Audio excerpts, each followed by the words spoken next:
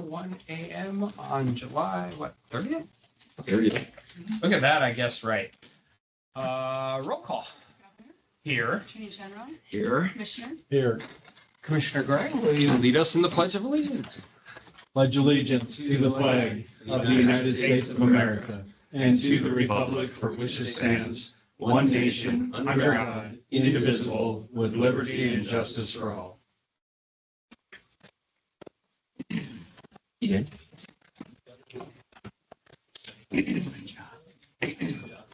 Well, I told the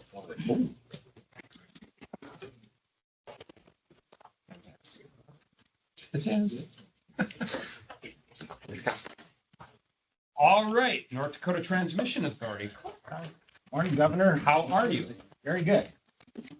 Covered from my trip to Norway. It was an awesome trip. I got two things I want to talk to you about today, and one is the IIJA grant award selection. It's the annual report, which by statute I am to prepare and present to you annually. Just a little history on the IIJA grants. We received fiscal 22 and 23 already and awarded those monies out. That was 7.5 million. FY 24 was 3.9 million. And we have an application in that we thought we were going to hear about in January for FY 25. The latest word is we might hear before the end of September. But it's possible that there won't be any more, depending on what the administration chooses. Anyway, and through that, the legislature provided a 15% match for all of these grants. The awards, the first two tranches, these are the awards that were made on the sheet here.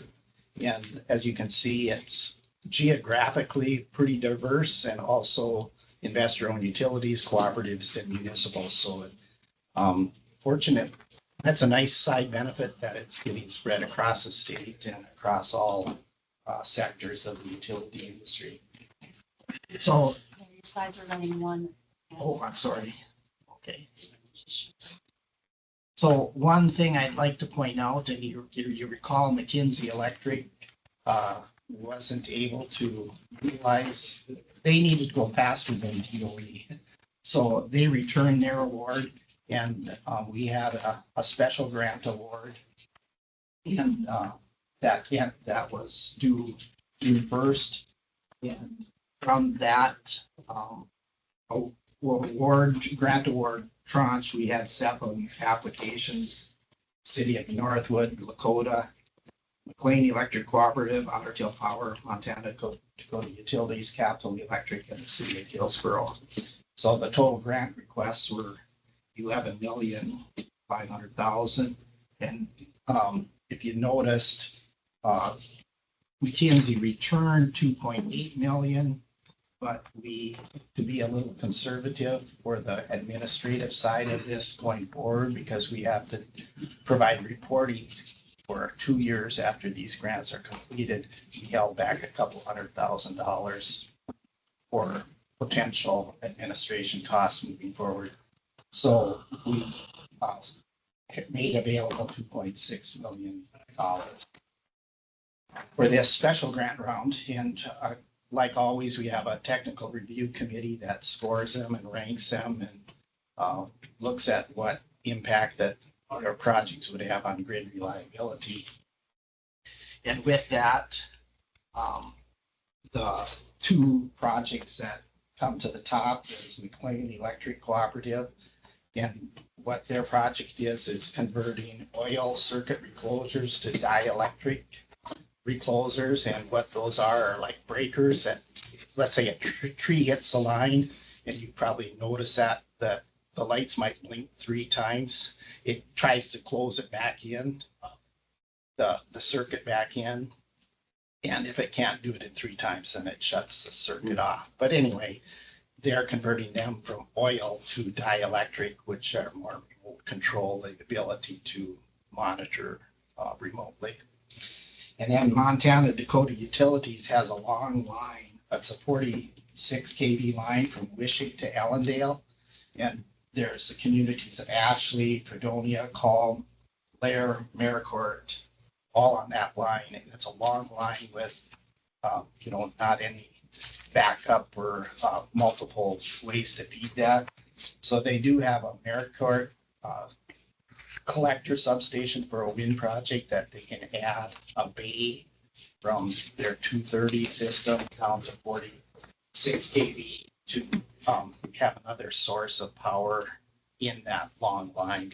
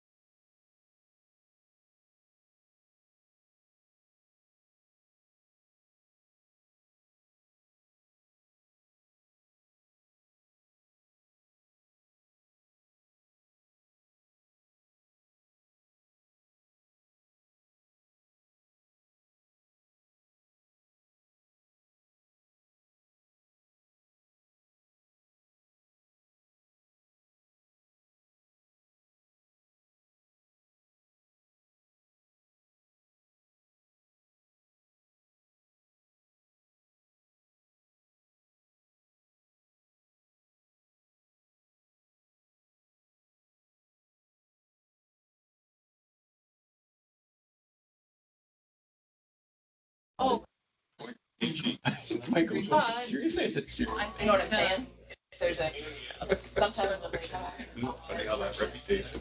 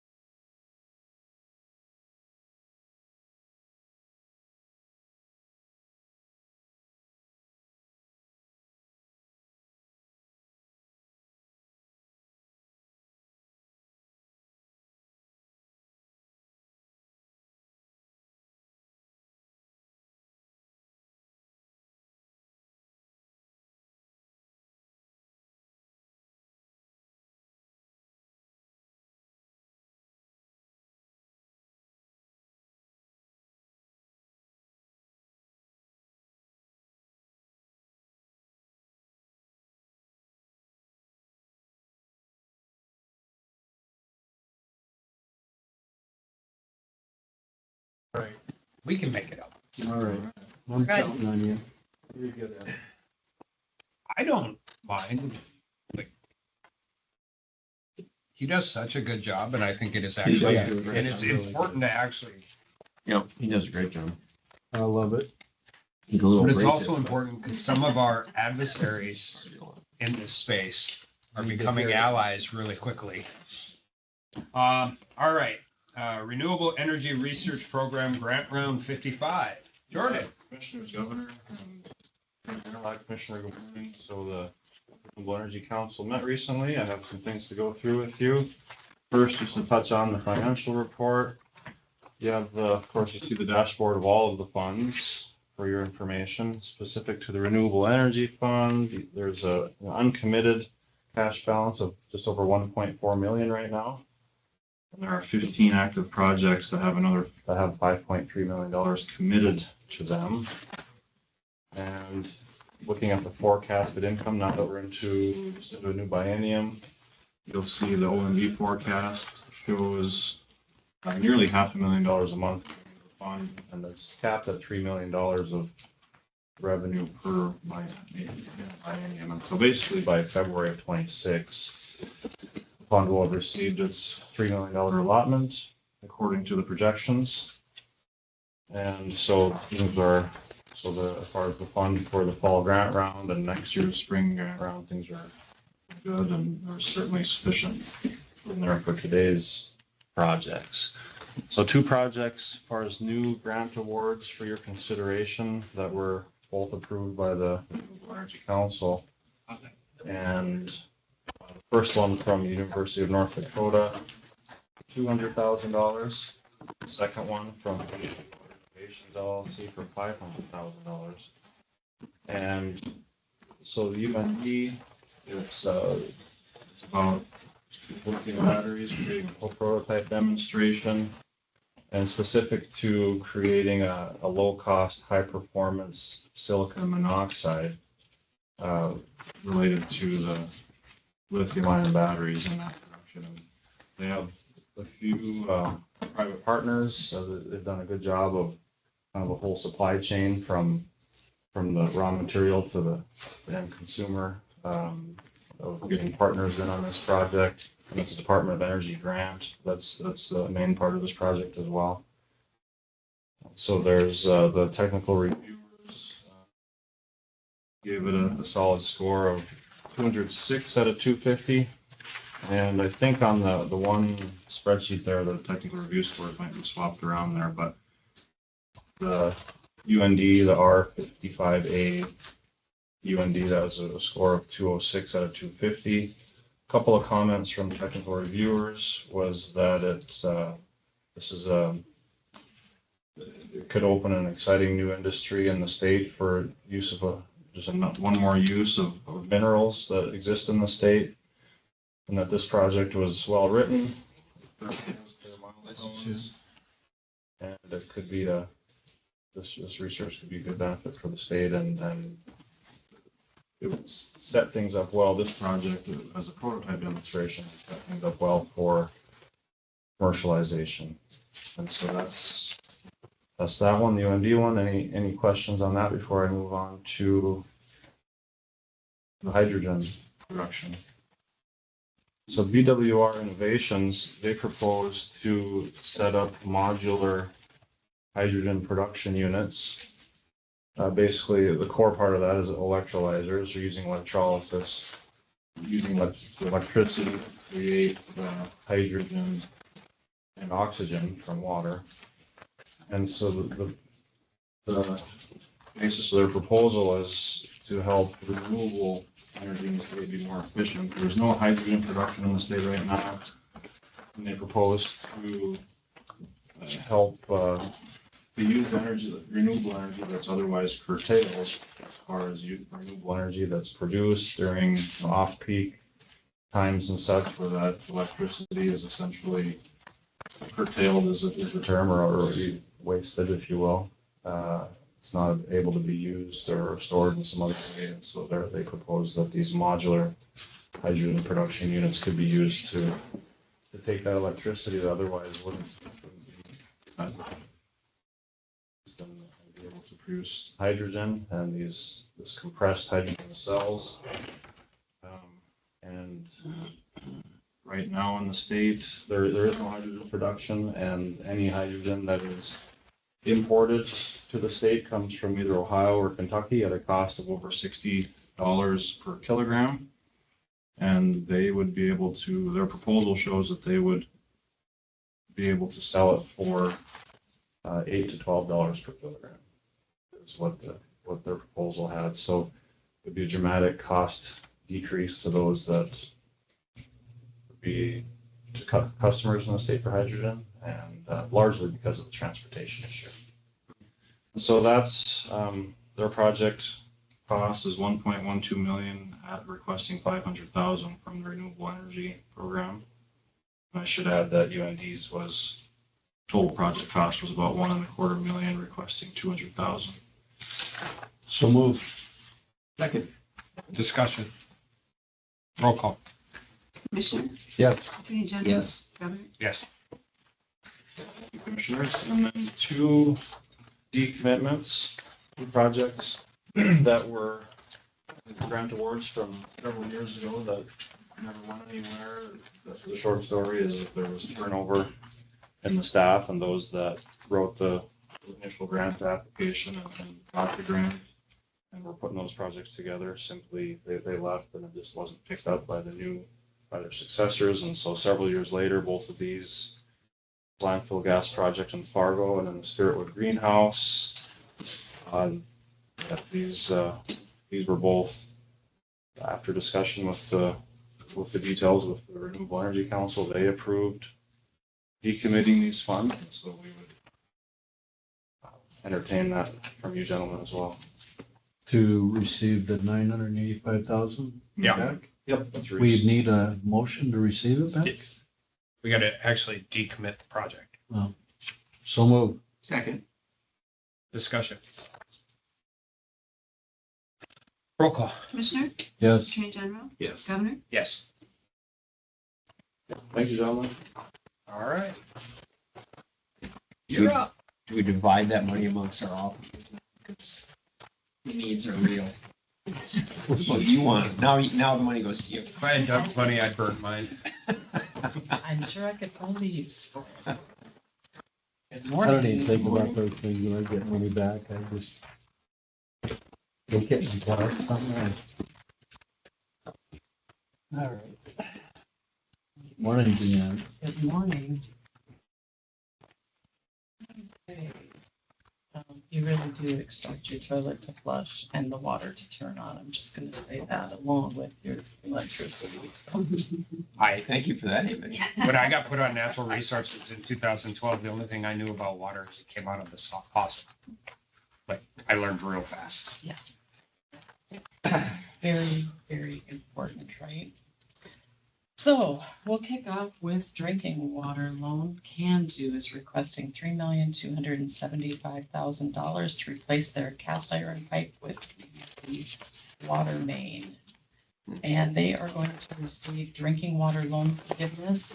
Just a kind of a reminder, because we have not had that for a while, that when we receive capitalization grants annually from EPA, that we are required to provide loan forgiveness. The amount can vary for cap grants. For the drinking water, it's 26% of our grant has to be given out as loan forgiveness. And so that goes to the top ranked projects, and DEQ does the ranking of projects for that you approve. And so this was one of the top ranked projects. And so their net loan with the drinking water SRF program is going to be $552,000. They're also eligible for some cost share. So we work together with the Department of Water Resources, and no project will ever receive more than 90% loan forgiveness and cost share. So this total project is about $3.7 million. We're going to issue revenue bonds that'll be paid from their water user fees, and their average payment is going to be $23,000. And based on that information, the advisory committee recommended approval of this loan. So moved. Second. Discussion. I'd just say this is a project Can-Do's known they've had to do for a long time. Pretty much every community is in that position, and I should mention that as of this meeting, you will have approved 43 loans. Well, there's some that didn't have to come for your approval. You will have heard about 43 loans, which is as many as you've heard that were brought forward last year. So, and we have 5 months left to go. Wow. Roll call. Commissioner, Yes. Attorney General, Yes. Governor, Yes. What do you attribute that piece? Everybody needs to replace their water loans, and Time. some of them are asking to just do their water mains and do as little as possible to their sanitary sewer, when they should probably be doing both, or vice versa. Some are doing both at the same time. It just kind of depends on what they get money for. There's, the next loan is going to be part of the reason we're seeing an uptick. We've got the city of Minot with their lead service lines. So that's partially contributing to the increase is the infrastructure money. And then also there's DOT money. We've been able to work more with DOT. And we've been really working with some of the cities that haven't traditionally used the SRF program to make them aware of our program. West Fargo had not used the SRF program, and we really worked with them to make them aware of what we can do. And once they realize what we can do, they go, oh, wow, 2% financing. That's a good deal in this environment. So. Good. All right, Minot is applying for $29,575,000, and they're going to use that money to identify the 8,000 unknown water service lines and then start replacing the 280 known lead service lines, and then, of course, any of those unknown that turn out to be lead service lines, they'll replace those as well. They will be eligible for $21 million of loan forgiveness. And so their net loan will be $8,500,000 approximately. They requested a 30-year loan term, and the net average annual payment will be $203,000. So this money will come from the bipartisan infrastructure law money. There's 5 years of lead service line replacement money that the North Dakota DEQ receives from EPA. And so far, we have applied for the first 3 years, and we've used part of that money to help the cities identify whether they have lead service lines, and we'll continue to do that. The first phase of identifying lead service lines was completed in October, and now they move on to phase 2. We were able to assist any community that wanted help in identifying lead service lines. We were able to do that with that money in that bill funding. The second phase, we don't believe we'll be able to help the larger cities with it. So that's why Minot is going to use part of their loan money to do that. I'll note that this loan will only be at 0.5% interest. So that's a good deal for the city of Minot and for those residents that need to replace their lead service lines. They're actually just going to repay this with their water user rates. And based on that information, the advisory committee recommended approval of this loan. So move. Second. Discussion. Roll call. Commissioner, Yes. Attorney General, Yes. Governor. Yes. And the next loan, this is Western Area Water Supply. We have a very unique regional water supply here that has the third time that they've come before the Industrial Commission. If you remember, they're made up of 4 members, which is kind of unique. We don't have many borrowers like this, so it's an interesting credit to review. Our consists of the city of Williston, Mackenzie County Water Resource District, R&T, and Northwest Regional Water District, which was formerly Williams Rural Water District.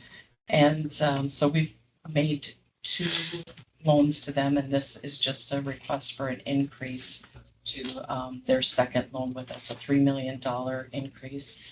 They previously had State Water Commission cost share of $53.5 million.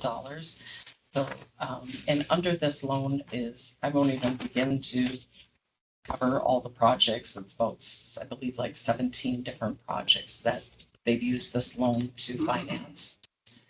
And so they're just requesting $3 million to finish off the projects. And I believe we'll see a brand new loan to cover a whole new series of projects down the road. They've requested a 30-year loan term. Their average annual payment will be $743.5 million or $6 million. And how this works is it's quite the system of memorandums of understanding and sharing powers between all of the member entities. And really, the underlying members are responsible for making these payments. We've reviewed all of the financial statements of all of the members, and they all meet our coverage requirements. And based on that information, the advisory committee recommended approval of this loan. So moved. Second. Commissioner, Yes. Attorney General. Yes. Governor. Yes. And then lastly, there is a memo with 2 loans that were beneath the $2 million threshold. And the advisory committee approved both the loan to the city of Jamestown for a water main project and a loan to the city of Grand Forks for a stormwater project. If you have any questions on those, I can answer or attempt to answer those. Thank you. Thank you. Thank you.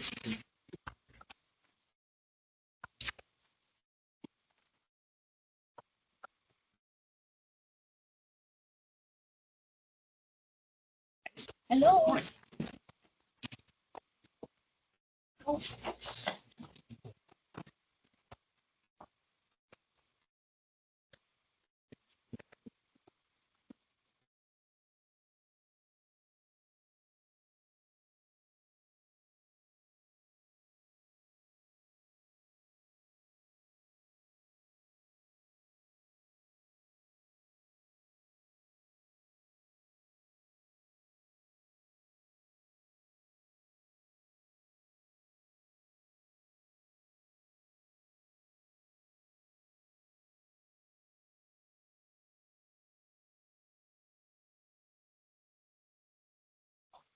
Okay, great. I'm here today to report to you the Emergency Solutions Grant and North Dakota Homeless Grant 2025 awards. So we held an application round in May and made our selections. And I'm just going to go through this short little presentation here and give you a little background as well as far as our homeless response system. So there's really 3 stages of homelessness, which is our inflow, crisis response, and then an outflow. And hopefully that outflow is into some sort of housing. And inflows can be because there is housing cost burden, unexpected emergency expenses, discharges from institutions. There's several reasons why individuals can end up in a situation where they're housing crisis. And so just some background on some household income levels in North Dakota. North Dakota's incomes are in the higher and moderate income. However, the projections from the statewide needs assessment shows that our increase in population is going to be in the extremely low and lower income. So that just goes to show that there's likely to be more individuals who are housing cost burdened in our state going forward. And this is shown here from 2020 to 2022, the percentages of individuals who are housing cost burdened has increased over time. It's specifically in the renter household. So if you look on the slide here, it's by age. So 65 and older, 56% of those renters 65 and older are housing cost burdened today. And 52% are in the ages from 15 to 24. So the younger first job individuals are cost burdened, and then our seniors 65 and older. So the North Dakota Continuum of Care is our state's homeless response system, in which we have organizations. There's 87 nonprofit organizations that are part of our Continuum of Care, and they apply for HUD grants to deliver emergency shelter, outreach, transitional housing, supportive housing, short-term rental assistance. And so here is our state's homeless funding sources. Our Continuum of Care Fund is about $3.3 million annually. Our Emergency Solutions Grant is HUD federal dollars, and that's about $484,000 annually. And then our most recent appropriation for the North Dakota Homeless Grant, which is our largest appropriation ever, is the $9,850,000. For our prior biennium, I just wanted to show you how we used the Emergency Solutions Grant and the North Dakota Homeless Grant dollars that we had available. 64% went to emergency shelter operations. In the prior biennium, we were oversubscribed by both of our programs pretty significantly as far as the request for money versus what we had available. And so now on to 2025. Our 2025 application round had significant requests again for the funding available, 2.4 million for emergency solutions grant from 18 organizations and $7.5 million in requests for North Dakota homeless grant dollars, of which we only allocated 50% in the first year because we're holding back the second 50% for next year. 43% of our awards are going to emergency shelter. About 50% of the awards are going for homeless prevention and rapid rehousing, which is short-term rental assistance. Homeless prevention is for individuals who are housed and are at risk of losing their housing, and rapid rehousing is for individuals who currently do not have a place to call home. So that's where most of our money is going to go. And here's our awardees. Emergency Solutions Grant Awards went to 7 organizations: Presentation Partners in Housing, SENCA, which is a Fargo Community Action Agency, YouthWorks, ICA, Institute for Community Alliances, is our HMIS lead organization. That is the organization that manages our homeless management information system software, which is required by HUD to collect data on homelessness and report it to HUD on an annual basis. Our North Dakota Homeless Grant awardees, again, many of our ESG awardees also received North Dakota Homeless Grant as a supplement to those federal dollars. And then some additional projects that were awarded include Abused Adult Resource Center, Gladys Ray in Fargo, United Way in Grand Forks, Northlands Rescue Mission, and others. Devil's Lake, Beulah is our smallest community that received some awards. So one of the things that I want to point out as far as the North Dakota Homeless Grant is that this year, a new award that we allocated was to the Community Action Partnership of North Dakota, which received a $2 million award for North Dakota Homeless Grant. The purpose of this award is that the Community Action Partnership of North Dakota is an umbrella organization that then coordinates with all 8 local community action agencies to provide those services. So this is our vehicle to ensure that we have homeless response in all 8 regions of North Dakota. So we're really looking forward for that project to work for us. So any questions? We really appreciate the support for the North Dakota Homeless Grant in the dollar amount that was funded. This is significant. So thank you. I'm glad ESG as an acronym can be used to do something good. Actually, this was the first ESG. The other one stole from us. Sue for copyright. Yeah. Go get Would love to. IP. Seems like the AG should get involved in that. Yes. I delegate it to Matt.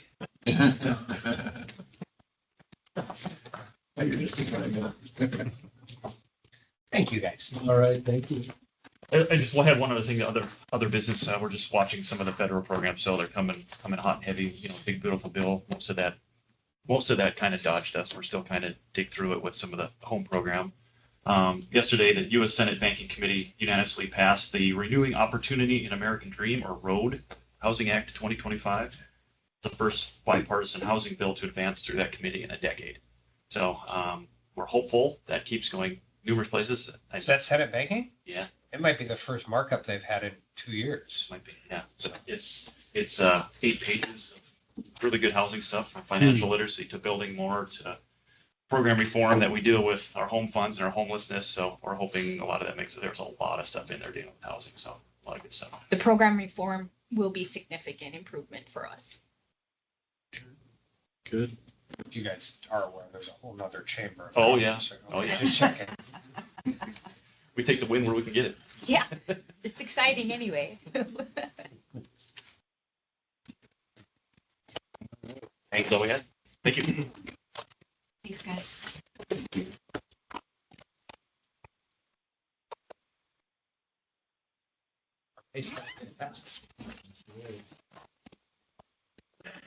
We're only 8 minutes. 9 minutes. Hi, Don. Good morning. How are we doing this morning?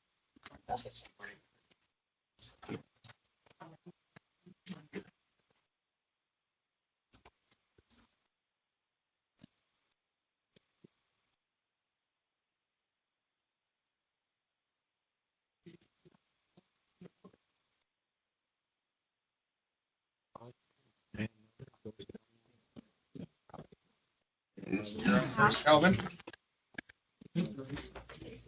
Right? Yep. Okay.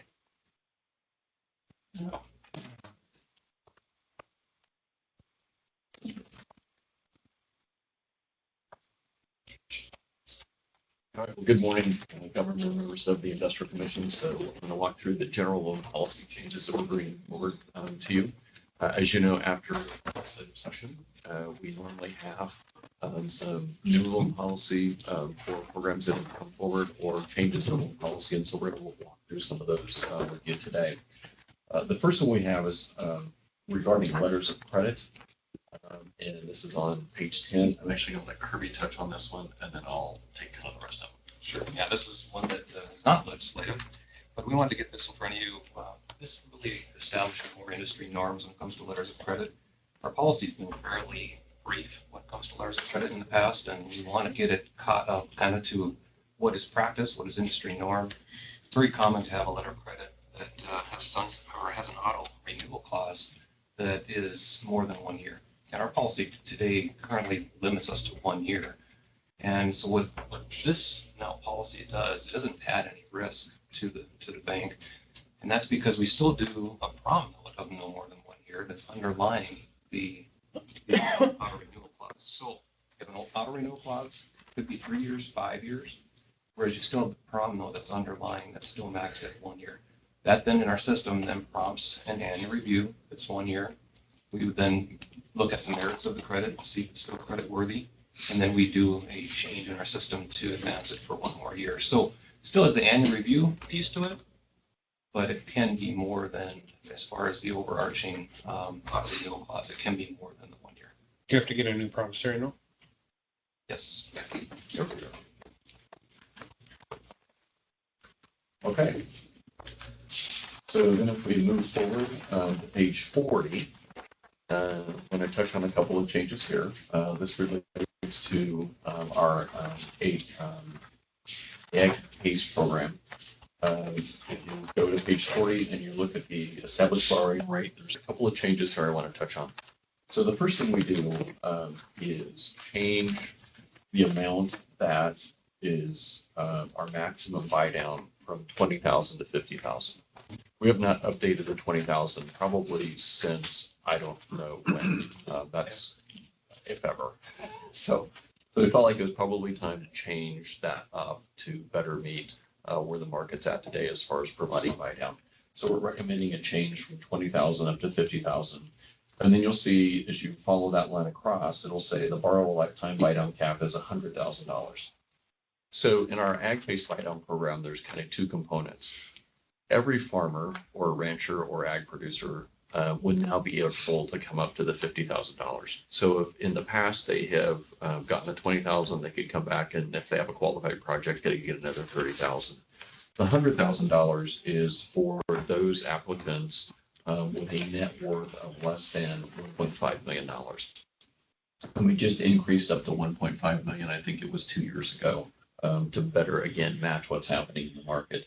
So the first thing is changing that buy down amount from 20 to 50,000.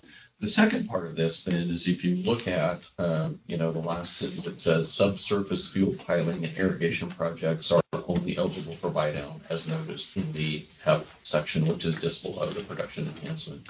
I know you received a letter and we've been working with the Irrigation Commission and the State Water Commission to look at how do we better assist irrigation project development within the state.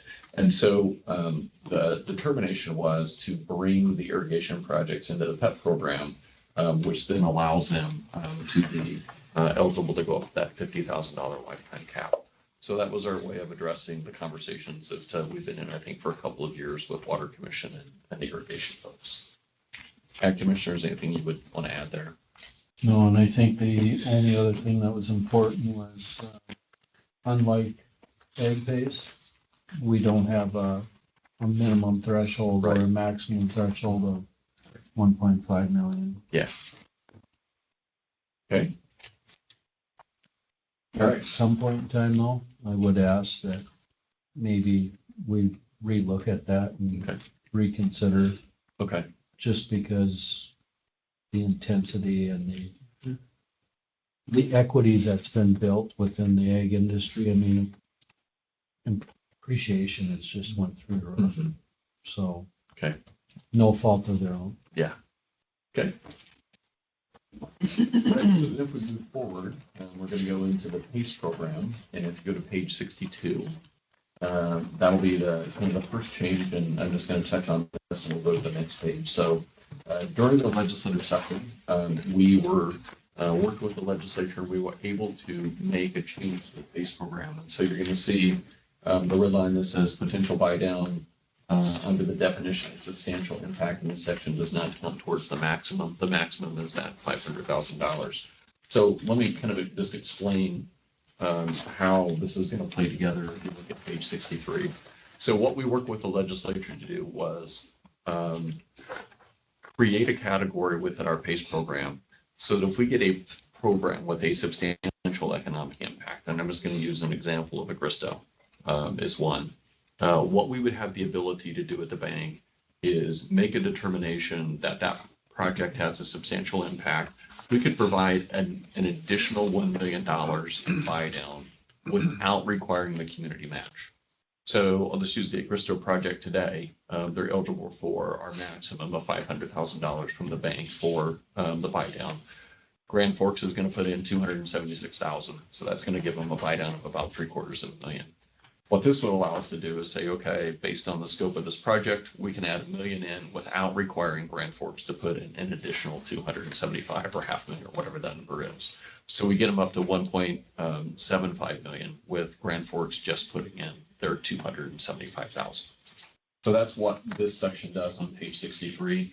And we put some definition to substantial economic impact, just so that we have some qualifier to say, okay, what does that mean? So we can provide guidance so that not every community comes in and says, well, my project has a substantial economic impact. So you can see we put, it requires additional resources such as housing, childcare, other critical amenities, has a long-term economic impact on the community, or makes considerable investment comparison to other project investments in the community.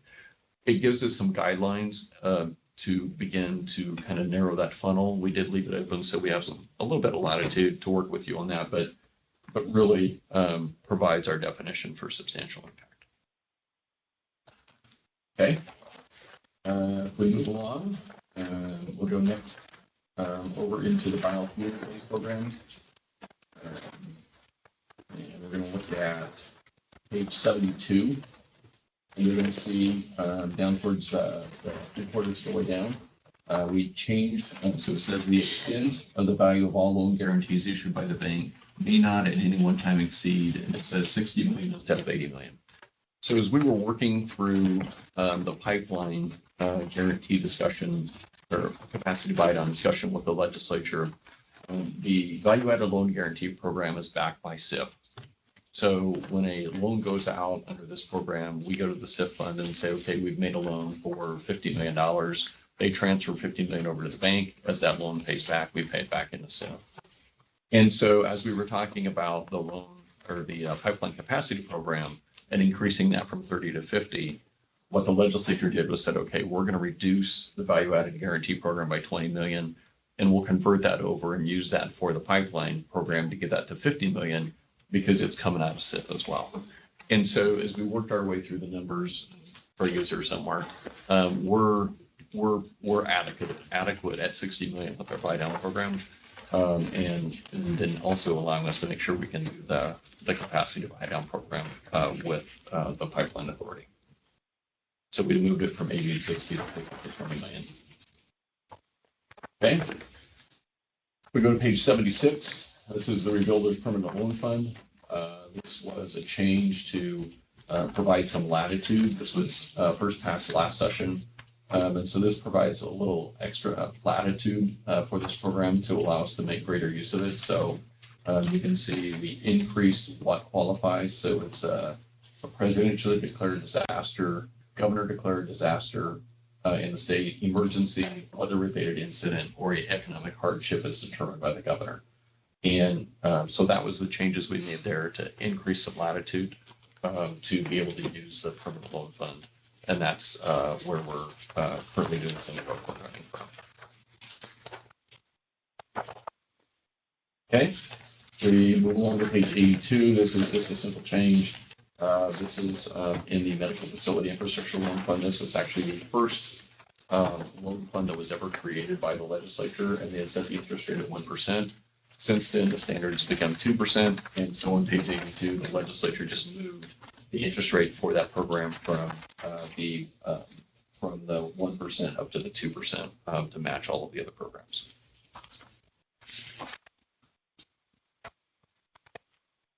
Okay, page 107, changes to the school construction revolving loan fund. What this does is lowers the maximum loan for which a school can take out. So if it's a school district under, and they're doing a project under 75 million, instead of 15 million, their maximum loan can be 10 million. And if a school district is doing a project over 75 million, the maximum loan goes from 30 million down to 20 million. And this was done, the legislature did not provide additional funding into the SCAL fund this session. And so these are to reflect the funding capacity that we have within the program for this biennium.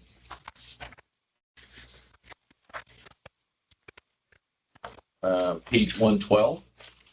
This is a new program that was created by the legislature, Extraordinary Medical Needs Housing Loan Fund. This was created. There is no funding in this program as of yet. They did allocate $250,000 to Health and Human Services to do a study to look at how much they need to put into this in the next session. So we're going to move this into policy because it was passed, and then next session anticipate that they will have put some money into it and we'll be able to use it. Okay. If we look at page 114, this is a new fund that was created. It's the Long-Term Care Facility Infrastructure Loan Fund. Essentially, this was created to provide 2% loans to those folks working on long-term care facility projects. There was 15 million allocated to this program. The one thing I would note for you, this is not this is different than our other loan funds in that this is not a revolving loan fund. This is 15 million from SIF, and we actually will pay the money back into the SIF fund as these loans are repaid. So this is not a permanent fund. This is, I would consider it a temporary fund that will go maybe for a decade. And then finally, the Rail Revolving Loan Fund on page 116 is the fund that has been was created and has been utilized by the DOT. As we were working with the legislature and DOT, kind of the determination was made with this fund. So this provides loans to short line railroads within the state. And the discussion was to kind of split it. So DOT will continue to do the policy side of it, and we'll make a determination about the railroad when they provide their application in, looking at it to make it sure it meets the requirements. Once that's approved, then it will move over to the bank and we'll do the loan administration. DOT was happy to get rid of the loan administration part of this and move it to us just because we can streamline the process. It makes it a lot simpler for them.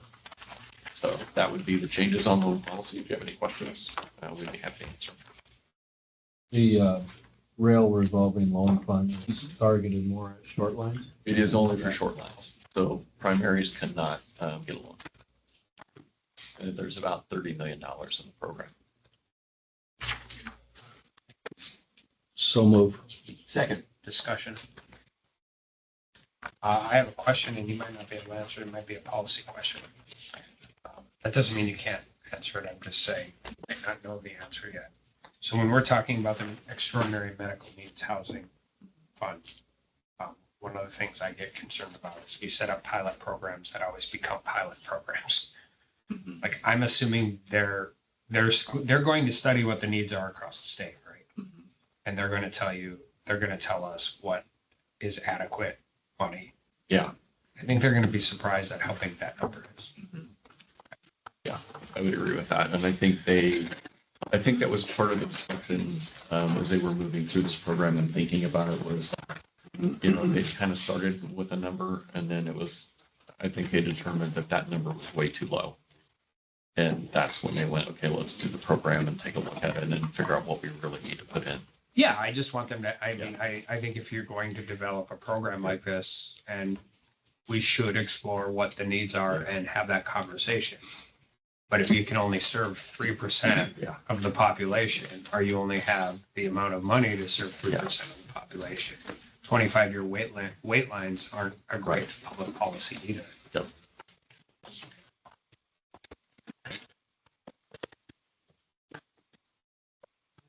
So we have a motion and a second. So I call for the vote. Oh, sorry, roll call. Commissioner, Yes. Attorney General, Yes. Governor, Yes.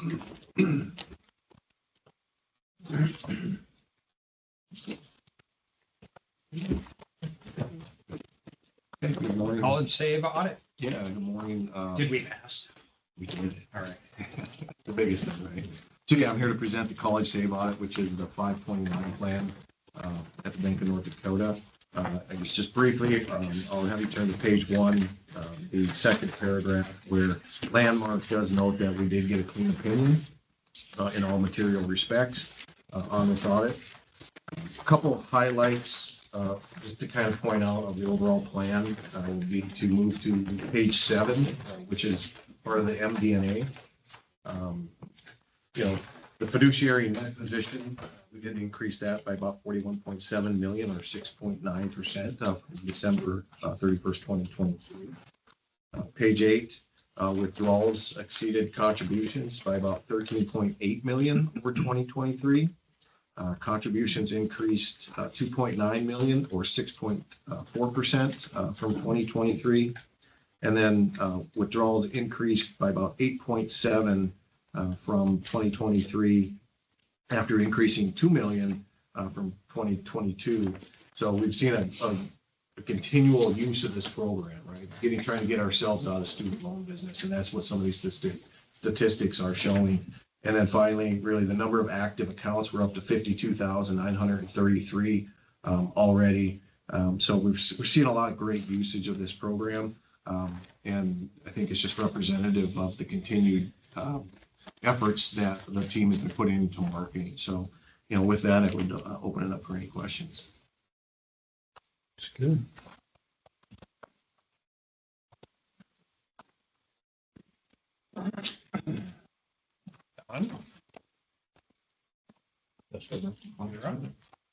Performance on Bravo. Yeah, so we'll kick off with our June 30th performance highlights year to date. I would direct your attention to page 1. We're kind of looking at the balance sheet. We did end June at about 10.7 billion in total assets, kind of flat from 24. Probably the biggest thing to note is if you look at the loans section, you'll see the overall loan portfolio came in at about 6.16 billion. Slightly below budget, but above 2024, same time last year. You'll see that commercial side was down a little bit. The ag is up about 57 million, and Kirby will have some more statistics on this later. But overall, kind of flat to budget. Moving to page 2. Rob, before you do, if I could, for IC, look at that deposit funding line year over year from last year to here. You can see the shrinkage. Now there's normal ebb and flow, right? But we've started the conversation of kind of flat funding base for Bank of North Dakota currently and looking forward. And we've talked about West East Gas, we've talked about EOR, we've talked about different things that could affect that. But every forecast we're looking at is really relatively flat funding base for the Bank of North Dakota moving forward, unless we choose some other strategic paths, which we're not ready to discuss, but we will be ready to discuss this fall with you. So you could start to see it in the financials starting to show up. Moving on to page 2, which is the income statement year to date, 93.9 million, 4.7 million below budget. A few line items I want to point out here. You'll see in the provision for credit losses came in at 9.7 million, or 3.7 million above budget. This was due to a couple specific credits, nothing macro, just a couple specific credits that were reserved for. The other line item is that non-interest income. You'll see a $12.7 million loss, or about $8 million over budget, related to, if you remember prior discussions, we repositioned $1 billion of our securities portfolio. So we took a book loss of $16 million, reinvested it at higher rates. The payback is actually going to be October of this year. So that's reflected in here. And then the salaries and benefits line item of $925,000, higher than budget for the year to date. We did record the accrual for the anticipated SMART plan for 2025. That had about $1.2 million impact. Overall, as we think about 2025, we had a budget of about 209. We feel very confident at this point in time that we're on track. We're going to pick up a lot of steam here the last 6 months of this year because of the repositioning and a few other things that are going on. So overall, I think we'll be in great position to meet or exceed budget a little bit for 2025. And that's hitting 209 with taking the $16 million one time, which we did not expect in budget at the time. So actually, the performance on the income statement side of the house is really good right now. And lastly, from my standpoint, I'd have you turn to page 5.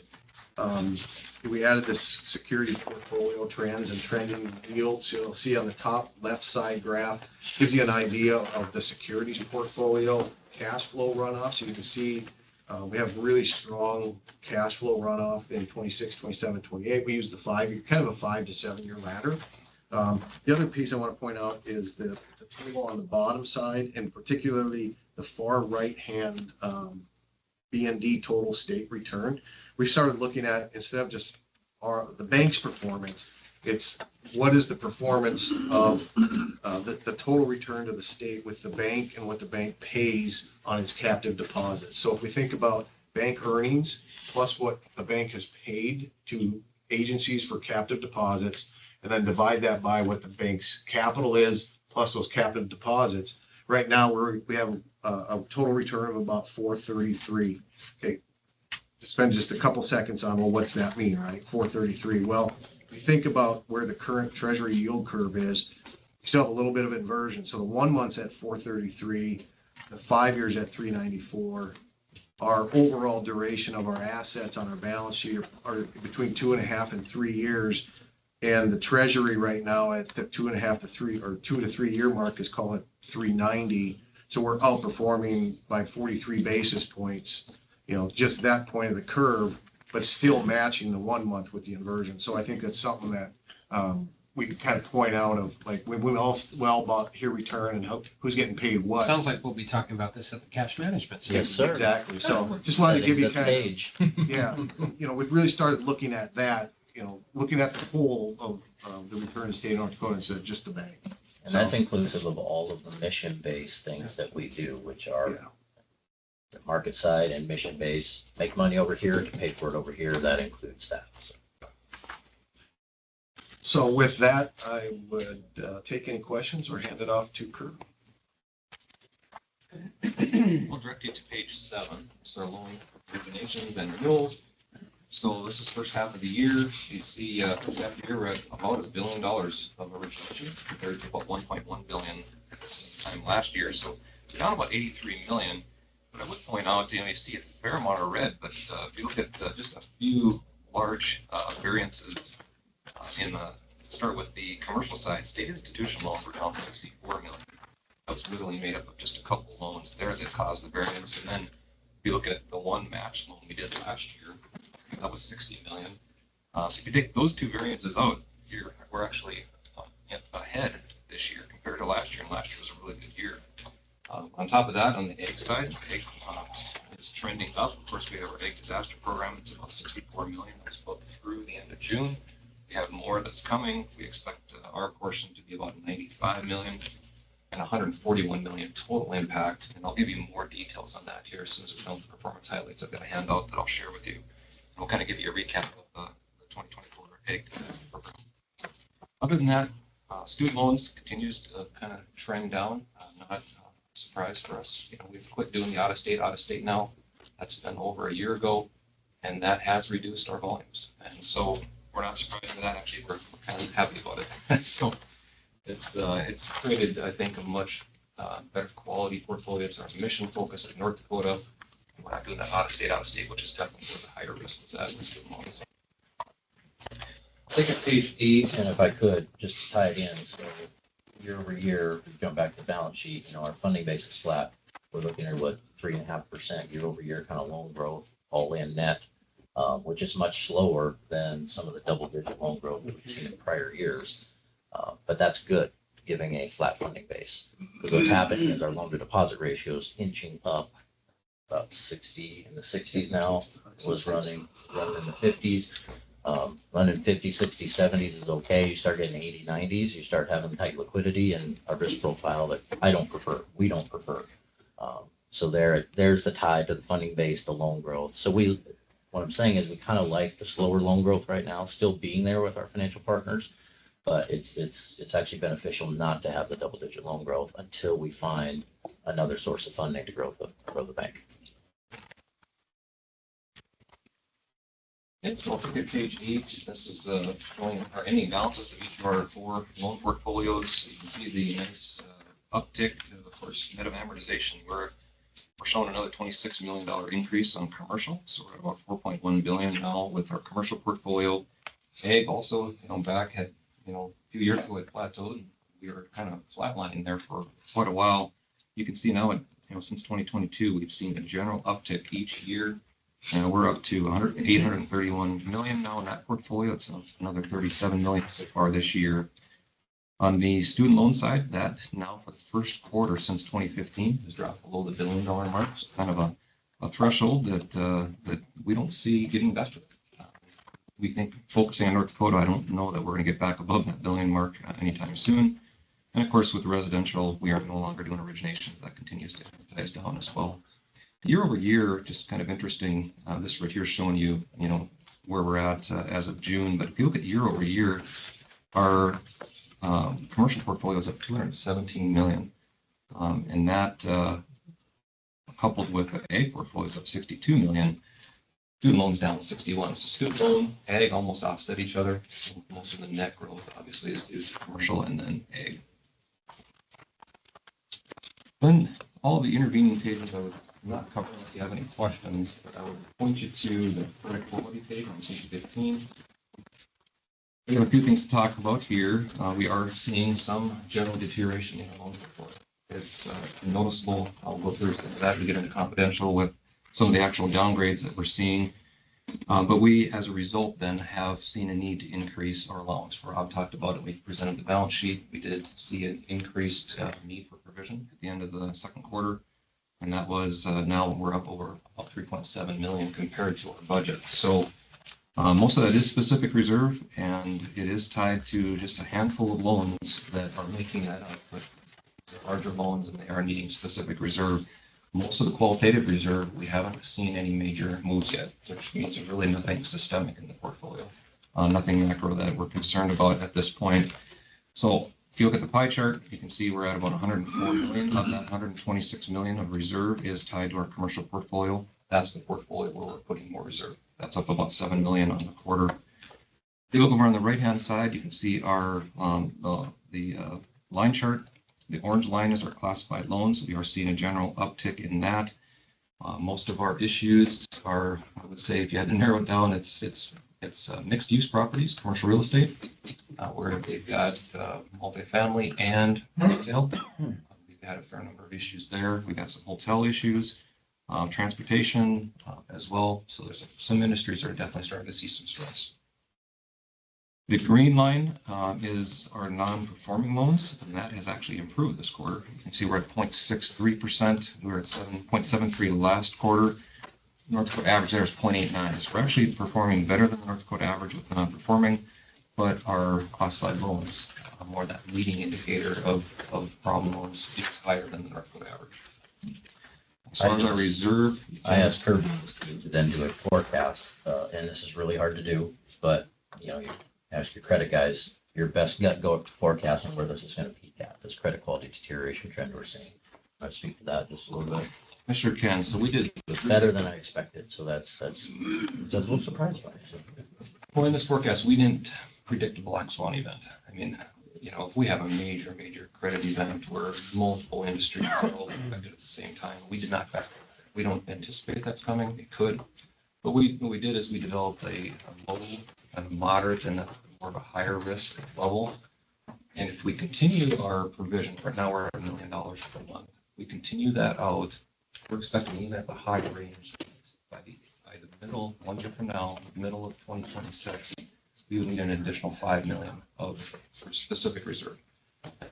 Pending loan growth, obviously loan growth leads to more reserve need as well. So but it's not alarming, the numbers. You can see just this first quarter, we saw another 3.7 million that were so far this year above budget. We may need another 5 million, even on the high scenario, specifically for problem credits. So we've mapped that out. We've got a pretty good feel for it. We really scrubbed our entire portfolio, tried to forecast how they might migrate, and that would be our best prediction. How do you generate that? How do we generate it? Yeah. Some of it is specific credits. We have a feel on where these credits are going to go. We know our collateral position on them, so we know if we think they're going to migrate, more likely to tip over than to heal up. We tried to predict what our collateral position might be and what our potential needs for provision might be. We also, because we could do a lot of that kind of through the end of the year, you start getting out in 26, it's very difficult to know and predict what might happen. So we actually use some modeling of our CECL model, and we look at historical loss rates. We looked at it by industry, and we plug those in to say, well, okay, historically, over that 6-month period, we might see this amount of credit migrating into problem credit and maybe this amount of specific reserves. So it's not a perfect science. And you sprinkle in a healthy dose of probably the most important ingredient, which is banker instinct. Which is helpful. So we would. I thought your jobs were easy. They just give you money, and loan it to somebody else. Goes in like crazy. The loaning is easy. All you're doing is counting. The repay is whatever it is. The loaning is easy. The loaning is easy. So we would still be in a posture of, we're gonna see additional credit quality deterioration, but still very, very manageable at this point, is what we feel, barring a black swan event, which. But why do you know that? Like, why do you say just like, well, that's happening, it's gonna deteriorate? Well, that we see the stressors, we see the stressors in ag. We know their cash flow's tight. We don't see any upward pressure on commodity prices coming in next year. So we expect another tight cash flow, and then we go, okay, what type of equity is there to rejigger loans? Are they going to go to foreclosure, or is there going to be some type of restructure available? There's still enough equity, so we'll see some moderate deterioration downgrade, but it'll be withstandable. Same thing with real estate, same thing with commercial. So there's stress, but there's still options. How quickly would you say, well, I guess there's no, but I mean, you're routinely assessing it. Yes. And so that's pretty mercurial. It's changing all the time, or is it, It is. And it's affected by everything, interest rates, Sure. political changes, regulatory changes, Yeah. Spending habits, you name all the economic factors. Yeah, we're watching it daily. The good news on our ag portfolio is we're better secured when it comes to ag. And we tend to have a collateral position there than we do on the commercial side. So the more the specific reserve you're seeing, it's on. And I would add, if I may, for this board, we are strongly reserved, Yes. very strongly reserved. Very. Over 2 times the average North Dakota bank. So, we don't have any concerns. We just take the conservative approach, like Don was talking.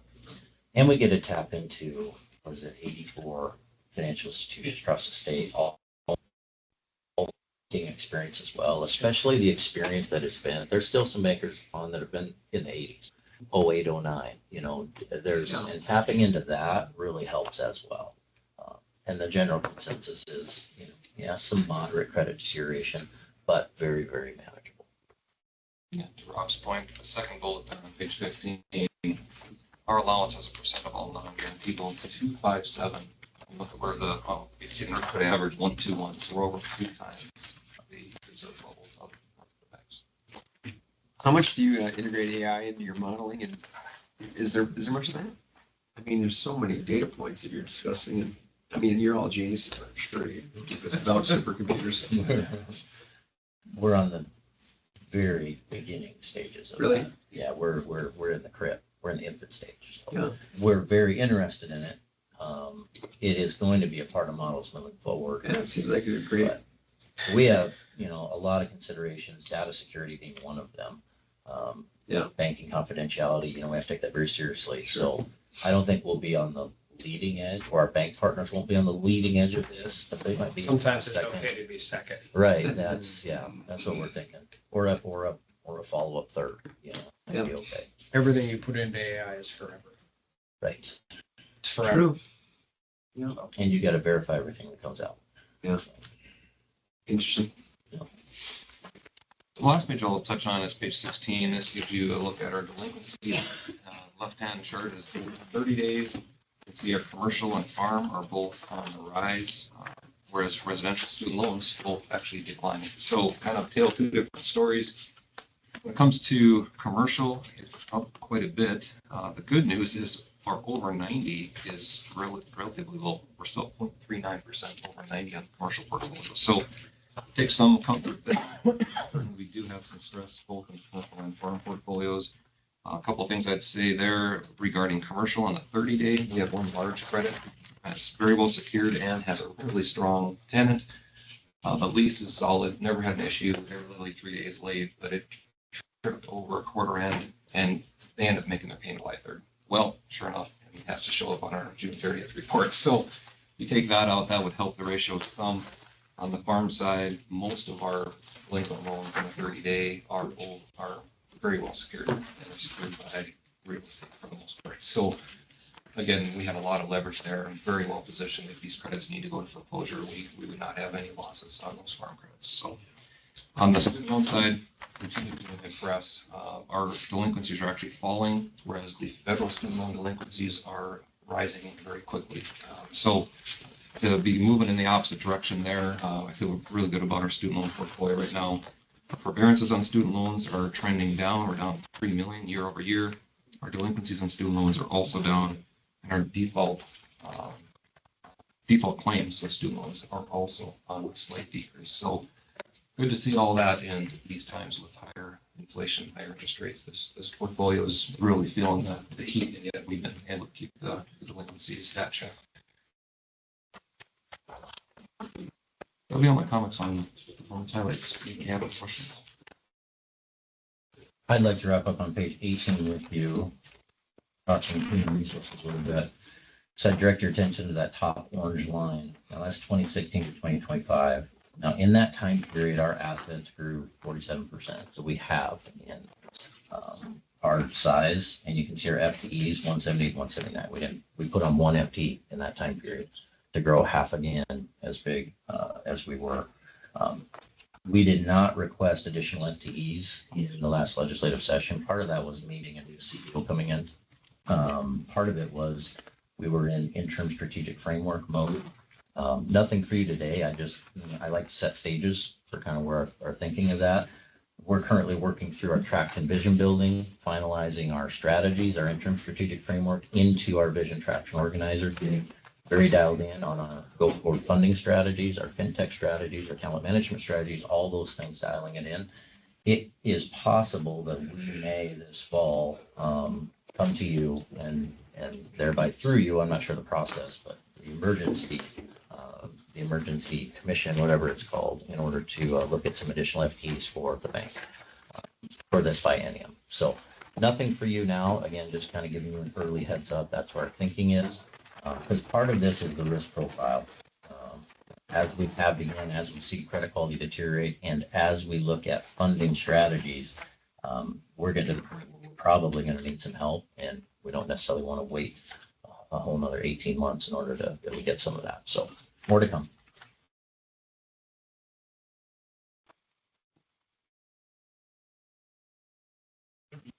Found a handout. Did everybody get the handout? Yeah.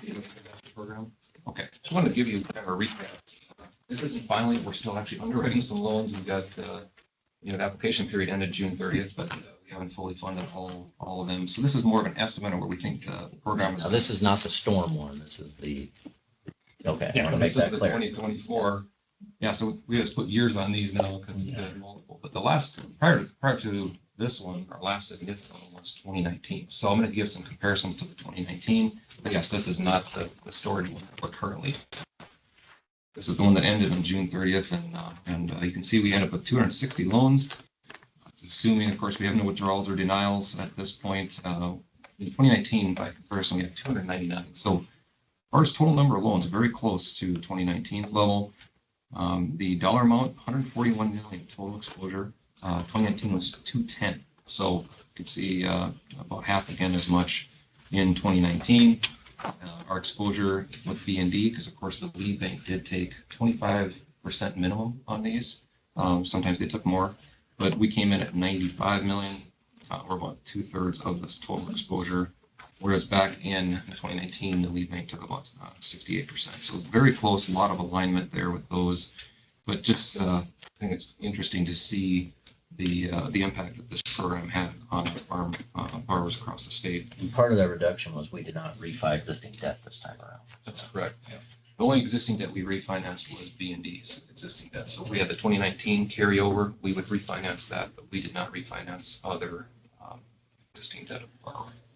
So that was a big difference.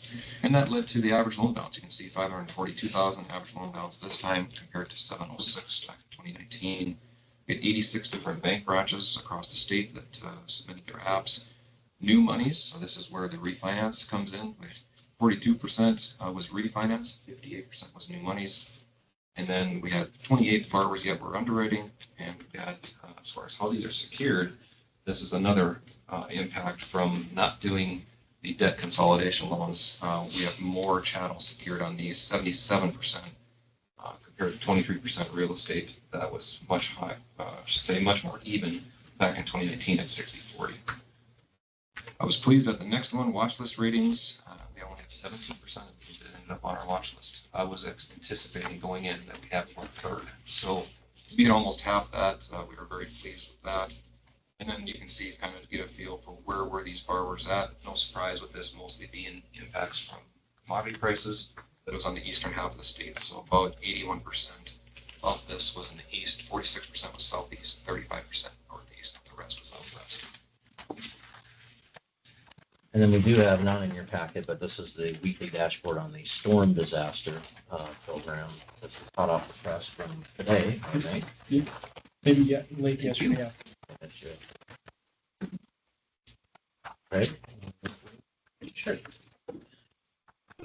So as Don mentioned, this is the update of the newest storm-related temporary storage in the critical ag facility disaster program. What you can see here is a summary of us and our tracking that we're doing, but also in an effort to provide updates, stay on top of fundings, loan flow, as well as pending and in process of separated out between disaster, the ag facility and repair, as well as the temporary grain storage. And they're color coded so that everything in the teal green is related to the ag facility repair and replacement.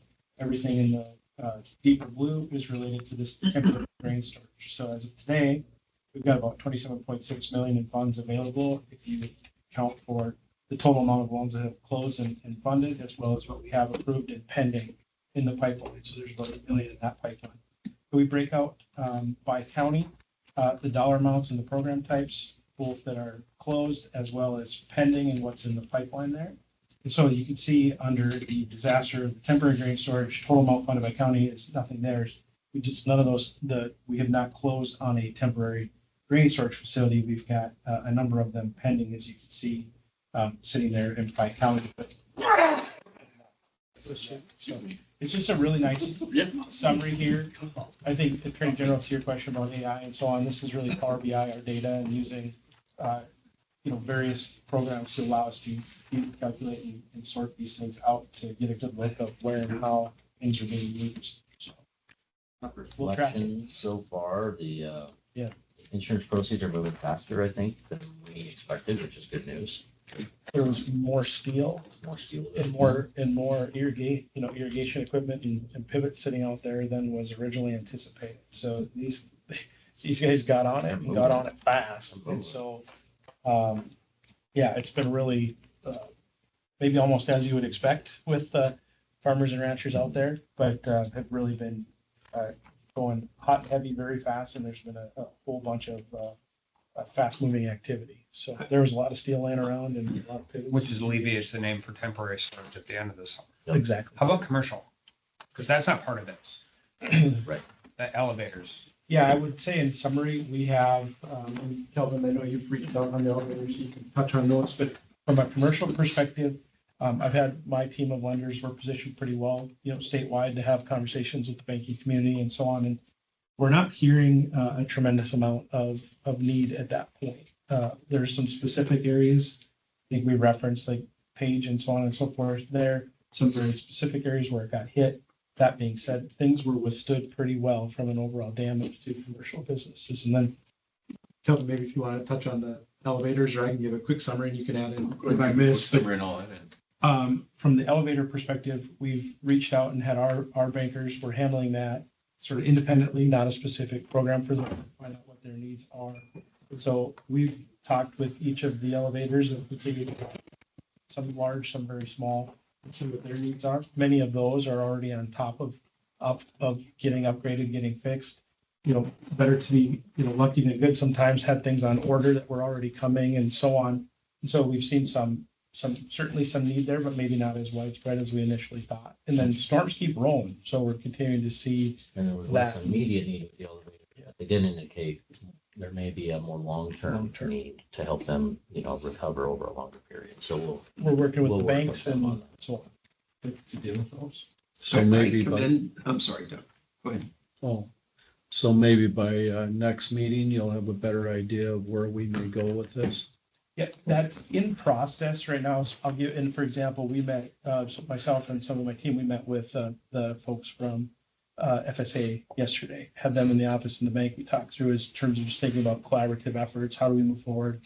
How do we take our more traditional posture of not duplicating efforts, making sure we're filling gaps and finding those that exist out there? So it's going to evolve. We may have a better feel like on, say, from an elevator perspective as we work with the banks and financial institutions that they work with on where and how and what we play. But overall, I think we'll just continue to see where the temporary and the longer term storage fits in. And I think, so I would say, Attorney General, Commissioner, it's probably over the next several months, we will be evaluating that as that comes through with some certainty here within our programs to provide that, but continue to hear needs. Go ahead. Well, I gotta believe we're pretty close to the fulcrum right now. It'll move more towards temporary. Yeah. I mean, if they don't have the infrastructure or the supply chain lined out by August 1st, we're gonna immediately start seeing some. I mean, we may not, but I would guess what you'll see towards the end of this year is more. All right, we have X number of bushels that just we're gonna have to figure out some temporary storage. I think you're spot on. My team, what we're having now is about 10-to-1 phone calls to applications at this point, talking through scenarios and strategies, and they're looking at their options, and they know this exists, which has got high value as well. And then they're working to determine what is best, what options do they have as they think about the need to go temporary or not. I commend the governor and his administration for leadership on this, and then obviously all of you for implementing this. And the Ag Commissioner, I know, has been really involved in this too. And I just, it's swift and highly responsive. And thanks for this too, by the way. Those of us who aren't working in the middle of all this, I think it encourages people a lot that there was that quick response. Gov and I say the Ag Commissioner was really involved in this and his crew up there. It's good to see. I drove through there the day after, 2 days after, I guess, that initial storm. It was pretty clear that there was going to need to be some quick action for a lot of folks out there, and they're probably heartened by all of your efforts. So commend everybody. That's all the speaking I've done around this. I start with, unfortunately, we keep having disasters. Yeah. And fortunately, we keep having disasters. So we're getting pretty good at responding to disasters. So we got good practice. Yeah, good experience at it. Well, the right people. And I know we're behind schedule, but I think the other thing too, that I mean, we have the federal disaster in. I mean, I don't know where that ends up. But I've said this a lot, and I'll say it again here. I think it's important to recognize, we talk a lot about Cass County Sheriff's Office was world-class, like world-class. These small towns, I mean, from everywhere from the volunteer fire departments. But the real, like, public piece of that is 37,500 people out of power. And by Tuesday morning the next week, I mean, this was Saturday at 1 a.m. By Tuesday morning, there were less than 250 people. And sometimes we forget who. I don't think we're always as inclusive as we should be as to who our first responders are, because those guys get in power. I mean, when you don't have refrigeration for insulin, It's every bit as important as everything else. And so we'll see what happens with the federal stuff, but that's been submitted. So And that's a big factor that we talked about with FFA and so on yesterday, just staying on top of that, finding what it is and then what gaps exist after we have some that's too. All right. do we need to approve minutes?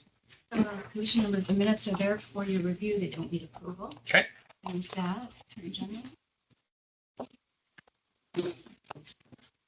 I move that under the authority of the North Dakota Century Code, section 6-09-35, 44-04-18.4, 44-04-19.1, 44-04-19.2, and 54-17.7-12, that the investor commission enter an executive session for the purpose of Bank of North Dakota confidential business, attorney consultation, pipeline authority confidentiality requests, and North Dakota Mill and Elevator confidential business as well. Second. Roll call. Attorney General, Yes. Governor, Yes. Commissioner. Yes. Before we go in, right? This commission meeting is meeting in executive session pursuant to NDCC 609-35 and 4409-19.2 to consider those items listed on the agenda under the Bank of North Dakota confidential business. Only commission members, their staff, commission staff, and Bank of North Dakota staff participate in this executive session. Following the Bank of North Dakota executive session, the commission is meeting in executive session pursuant to NDCC 4404-19.1 and 4404-19.2 for attorney consultation related to the item listed on the agenda. Only commission members, their staff, commission staff, and Department of Mineral Resources staff will participate in this executive session. Following the Attorney General consultation executive session, the commission is meeting in executive session pursuant to NDC C 4404-18.4 and 4404-19.2 and 54-17.7-12 to consider two pipeline authority confidential requests. Only commission members, their staff, the commission staff, and pipeline authority staff will participate in this executive session.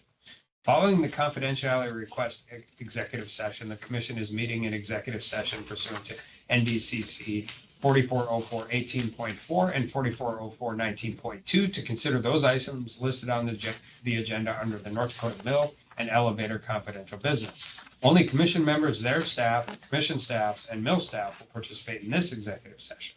Any formal action taken by the commission will occur after it reconvenes in open session. I remind the commission members and those present in executive session that the discussion must be limited to the announced purposes.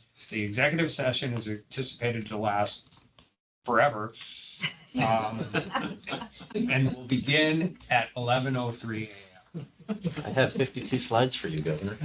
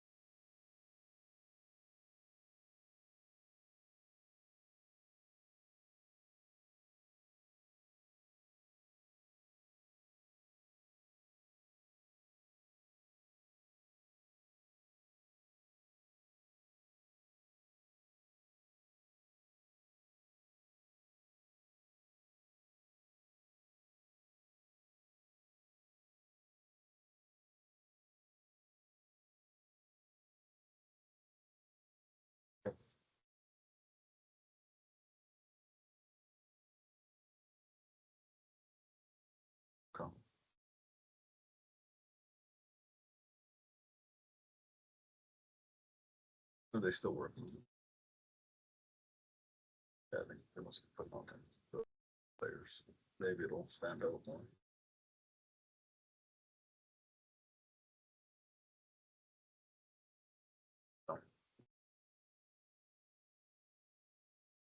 That's good. Good.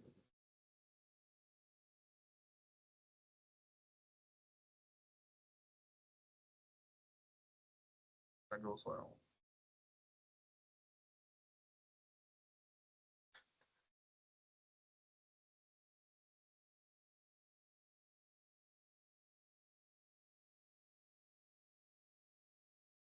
Okay, goodbye.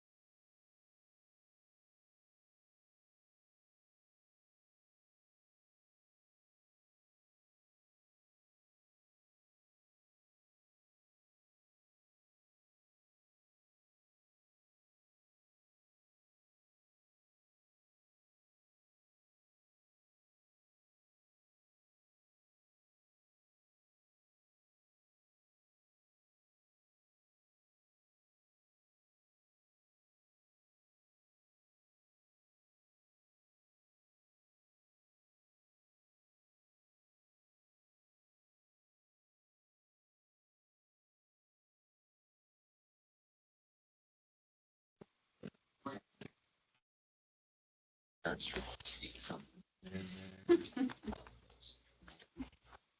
I didn't think that all, I just, I've never seen that before.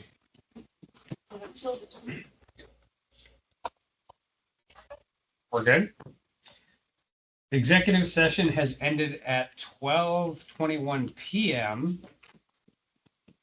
And the commission is reconvened in open session. During the Bank of North Dakota executive session, the commission discussed those items listed on the agenda, and a motion was made to approve 2 loans. We will take the roll call. Commissioner, Yes. Attorney General, Yes. Governor, Yes. During the attorney consultation executive session, the item on agenda was discussed. No action was taken. During the Pipeline Authority executive session, 2 confidentiality requests were considered. What are your wishes?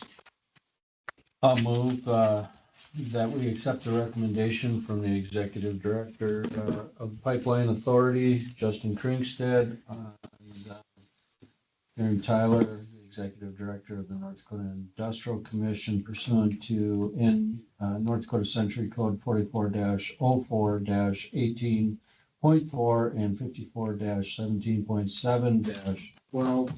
Grant the confidentiality request, determine that the request is confidential and the information described in the request is a trade secret, commercial, financial, or proprietary information and is confidential.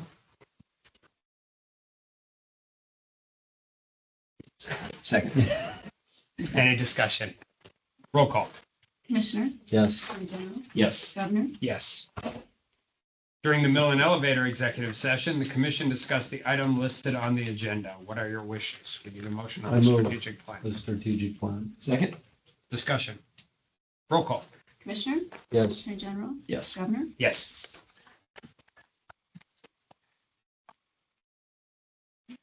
I believe the next item on the agenda that you have is our transfer report. So happy to report on the 21st of July, we did make our transfers to the AgPuff Fund, $1,334,720.56. That represents 5% of our net income. And then the transfer to the general fund was $12,679,845.36, which is 50% of the remaining profits. So our total transfers for fiscal year 25 were $14,014,565.92, which represents a 28.4% increase over fiscal year 24. Our transfers for the biennium we're just shy of 25 million, with the projected estimate of 17 million. So any questions on this? I feel bad for the future members of this commission when these numbers start going, when the law of nature takes hold and things start averaging out and going down. And feel bad for them. It's always great. It's always doing great. It's going like this. Well, Let us know when that's going to happen. We will There'll be mass resignations. So they'll get out of here. If we keep growing, hopefully that won't happen. Nobody needs flour anymore. We can't figure it out. Let's go. Eat more caramel. That's not our goal. So on to fourth quarter and fiscal year 25 results. That's 23 and 23A. We finished fiscal year 2025 with fourth quarter profits of $9,164,000, which is well above our fourth quarter profits last year and is a record for a single quarter. For the full year of fiscal year 2025, we had profits of $26,694,000. That's versus profit of $20,795,000 last year.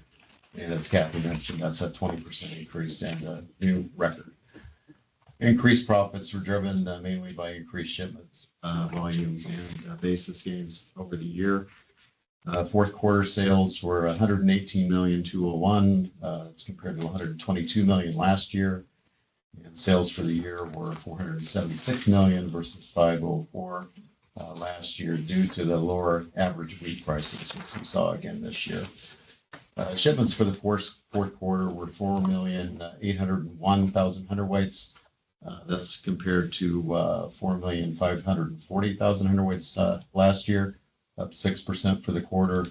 And shipments for the full year were 18,751,000 hundredweights. That's versus 17,529 last year, up about 7% and record for shipments. We processed about 92% spring wheat and 8% durum for the quarter. Bag and tote shipment volumes were up 2% for the quarter, up 5% for the fiscal year. Family flour shipments continued to be strong and increased 10% for the fourth quarter and 11% for the year. Organic flour shipments increased by 30% for the quarter and were up 4% for the fiscal year. So total wheat purchased to feed all that was 10.5 million bushels for the quarter, and we did reach our goal of 40.3 million bushels for the full year, which is a new record for us. On to business discussion and outlook. Operating costs for the quarter were $3.20 per hundredweight. That's versus $3.03 last year. Full year operating costs were $2.99 per hundredweight. That's versus $2.86 last year. Gross margins as a percentage of gross sales were 21.3% versus 17% for the quarter, and 18.2% versus 15.0% for the full year. Our entire team of employees at the mill did work hard all year long to achieve these record results. Going forward into 26, it looks like we will have a large, good quality spring wheat and durum crops to work with. We haven't seen any new crop wheat at the mill yet, but expect that to come in within the next couple of weeks. Demand from our customers has remained quite strong in July, and we are off to a good start for fiscal year 26. Our hedge position ratios are looking good at the 1.0, and all of the monthly ratios at 1. That concludes my report on the 25 financials. Happy to answer any questions you have on that. You know, if things ever go south there, you can start selling rides on that little individual elevator. The man left. Yeah, I think there's a real market for that. I know the governor was afraid to go up at 10%. I was not offered. I blame you. It's a security thing. You're like, we can't have the governor getting hurt, but where's Drew? I mean, You followed the governor at the time. You followed the former governor. So did he go up on it? he did, and then his security detail, and then you. All right. So it wasn't as brave as it sounded. I haven't either. We gotta go. I was in a little. Next time we'll get you a ride for sure. It is actually kind of fun. Don't tell the people over at workers' comp that's going on. There'll have to be some training first. Just Now we're on to the consideration of the 2026 capital plan. And first we go over the 2025 capital spending. We made good progress on our capital projects. We spent a total of $21,340,000 fiscal year 25. Several key projects were completed, and we made great progress on the MIDS facility, which is due to run soon. Several projects were carried forward either due to the multi-year nature of some projects or delays caused by supply chain and contractor labor issues. And so the total carryover into fiscal year 2025 was $16,709,000. And that figure consists mainly of the mid storage and handling system and the electrical generation. Both projects are well underway. So list of new projects submitted for fiscal year 2026, a total of $6,160,000. A smaller request than we normally have because we have the other projects that we mentioned that we'll bring in during the fiscal year, and we have such a large carryover, plenty of projects to work on. So Nothing super exciting on my list. I could give you some detail on each one, but I guess at this time I'd ask for approval on our fiscal year 2026 capital plan. So moved. Discussion. Roll call. Commissioner? Yes. Attorney Lemuel? Yes. Governor? Yes. Next item is our fiscal year 2026 gain sharing program. Those are numbers 25 and 25A in your books. Review our fiscal year 2025 gain sharing program played a large role in achieving our record results over the past year. The payout on our gain sharing program for this last year was 30.43%. Average payout was 28,218. Average gain sharing payout over the last 5 years has been 27.03%, or 23,490 per employee. Our post 2026 sharing program, and it's probably easiest to look at the red line version.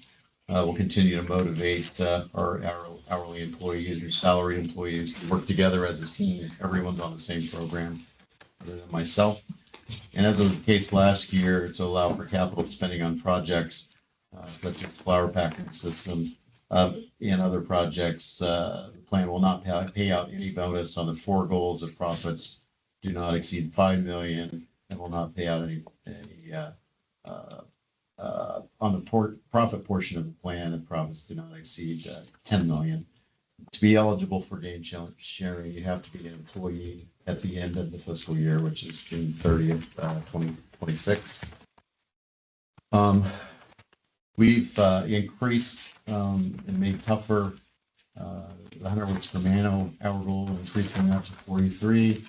We did increase the plant cost per 100 weight goal. Still a tough goal to make, but due to inflation and labor, we saw a slight increase in that number. We left the yield goal the same at 77.8, which is a very tough goal to make. And our safety portion remains at 172 points, even though we've added some employees over the last couple of years. That's the toughest goal we have. The point tallies are 5 for a non-lost time accident, 10 for a lost time accident, 2 points per day lost to an accident. So one severe accident can knock us out of that goal. We did have 1 lost time accident fiscal year 25.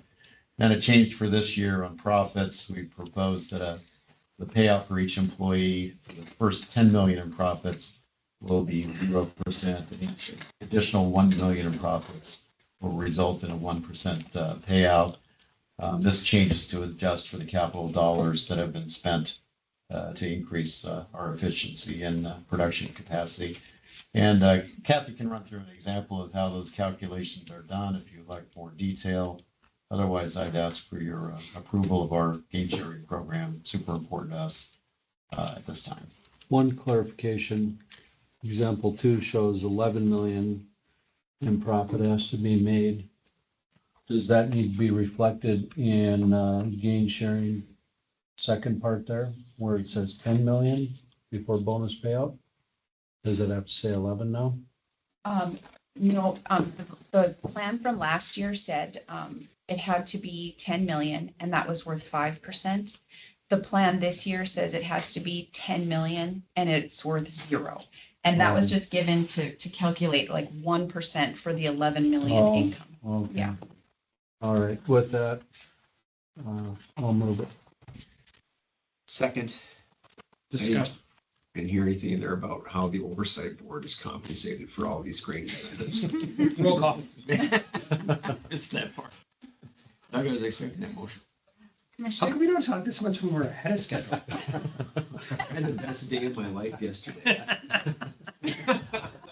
I'm feeling chirpy. Yes, yes. Attorney General? Yes. Governor? Yes. But can we talk about it a little bit? I thought you can talk about it.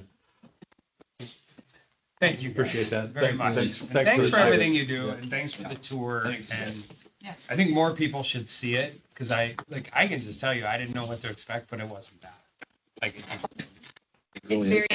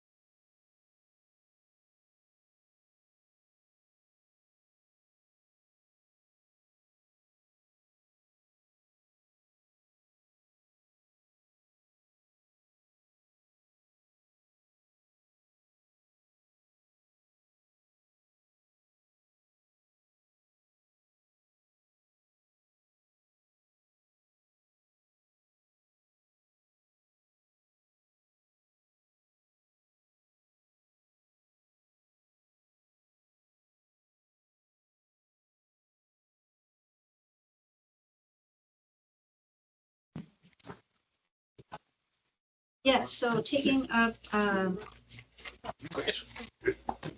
the Industrial Commission Administrative Office. Yeah, good. How you want? Consideration of the compensation increase for our Bank of North Dakota president. It's been almost a year since Don joined us, and an exceptional year for him. And the advisory board did recommend and approve the 3% legislatively approved increase for Don, and I would concur with that recommendation and ask the commission to approve 3% compensation increase for our Bank of North Dakota president. So moved. Second. Discussion. Roll call. Commissioner, Yes. Attorney General, Yes. Governor. Yes. You're an outstanding job. Good stuff. Good. Touch and go when he told me there was a 52 Yeah. slide presentation. Yeah, I almost lost it today, but other than that, it's gone very well. Okay, so now back into recess All right. until 1 o'clock.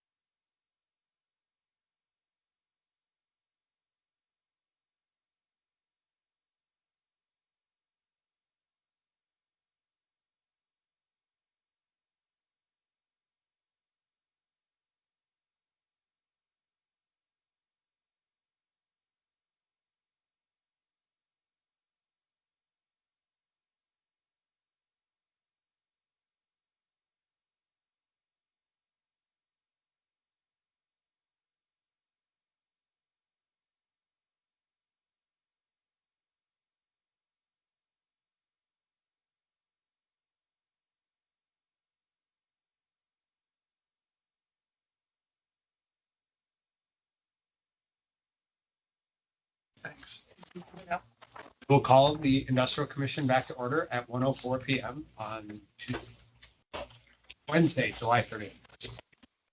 Turn it over to Justin to start. Yeah, good afternoon. So we've got an engaging afternoon scheduled here for the commission. We have two companies working diligently to address one of North Dakota's largest challenges that we have coming up. And that is what to do with growing volumes of natural gas and connecting upstream needs with downstream opportunities in the state.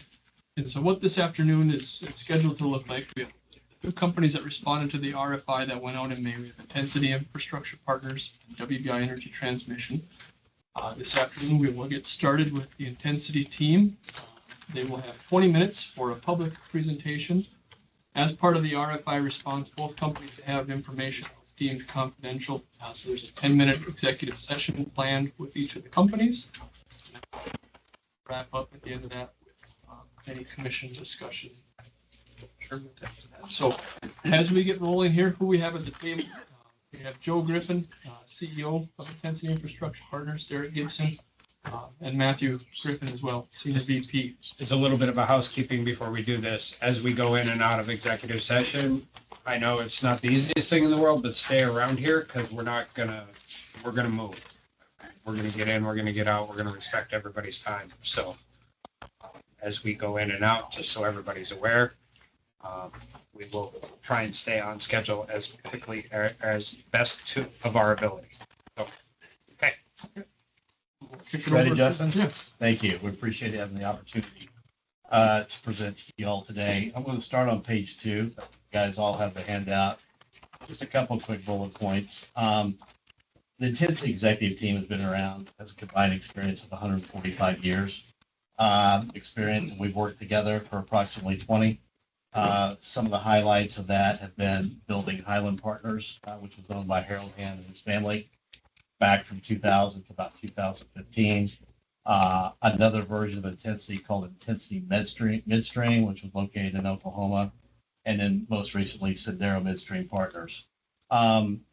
During this period of time, we've invested in excess of $2 billion construction of midstream assets.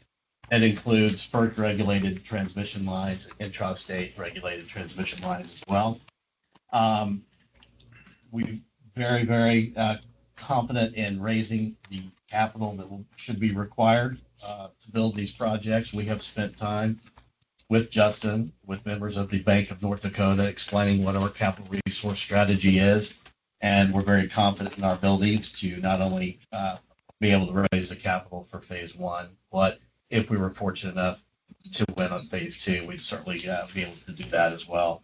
Bottom line was all this has culminated in a proven track record with a diverse range of capital providers. Harold Ham, Quantum Energy Partners, Energy Capital Partners, Ares Management, et cetera. And we've also been able to work with strategic partners. And we're very proud to have Stacy Chider and Rebecca here today, or Jessica here today, as they are partners in our recent announcement over at Coal Creek. Intensity is currently a portfolio company of EIB Capital. EIB is a Texas-based energy firm with approximately $2.2 billion of assets under management and specializes in providing equity. They're fantastic people. I'd love for you to have the opportunity to meet them sometime. They're 100% committed to this project. They're in the know. They understand exactly what we're doing here. And unfortunately, the room was just too crowded to bring them today. If you flip to page 3, just some quick stats that during our tenure together, we've built 3 companies. I'm focused on the pipeline stats here, but we've built gas gathering, oil gathering, regulated transmission lines. We've operated in North Dakota, Montana, Wyoming, Oklahoma, Texas, and New Mexico. We've operated in excess of 4,700 miles of pipe, ranging from 4-inch to 24-inch in diameter. And just a subset of that, during our tenure at Highland, we constructed 1,700 miles of pipeline in the state of North Dakota alone. And during that period of time, I'm very proud to say, and again, we were in the gathering and the processing end of the business. So eminent domain was never an option for us. But because of that, the culture that we've built and the way we've established our business, We've built in excess of 3,000 miles total, including every foot in North Dakota, and we've never had to utilize eminent domain. What we don't know is with some of the 1,700 miles of pipe we acquired during our past 15 years, if some of that would have been acquired under eminent domain. But under our watch, we've never used it. We have a very unique strategy. It's one that we're very proud of. When we announce phase one, and if we are fortunate enough to win phase two, we'll talk about it at the end of the presentation. We start with stakeholder meetings that include landowners, county commissioners, emergency responders in the counties, emergency response teams at the city and municipal and county level, as well as regulators. And we typically will get out in front of a project by 4 months. And during that 4-month period of time, we're talking, we're visiting, we're explaining the project to people, the opportunities that we see, and we want their feedback. And we've learned that if you go through that process and you set the right time, when it is time to actually start right-of-way negotiations, engineering, and permitting, all stakeholders have an idea of what you're going to do, and you've gotten feedback from them. And that's worked very well for us over the tenure of our career working together. If you go to page 4, it's just a highlight of North Dakota, what we accomplished at Highland. And what I'd like to mention there is the infrastructure that we built literally has and continues to generate hundreds of millions of dollars of tax revenue, royalty revenue, and revenue for the Bakken oil and gas community. It's been very successful, and it continues to give back to the state and to the citizens of North Dakota. I want to make it perfectly clear. We've spent an enormous amount of time in our lives in North Dakota between 2007 and 2015. It's a privilege to be working in North Dakota. We are North Dakota proud, and we are thrilled to have the opportunity to compete for this project in this great state. Flipping to page 5, the message that we're trying to convey in this picture here is that all of the pipe in red in the northwest corner of the page is all the gathering and processing assets, including cryogenic plants, compression, crude oil storage tankage, crude oil truck stations, fractionators, and NGL rail terminals. Think of that as everything we built under the Highland footprint. The red dashed line on the left-hand side of the page was a regulated crude oil line that we built out of the basin. It was the first new build out. It was called Double H. Well, you can probably imagine why we called it Double H. But it was approximately a 500-mile first regulated crude oil line. And it was time to build a transmission line out of the basin. Well, now it's time to build a regulated gas transmission line out of the basin. This is a very natural fit for us.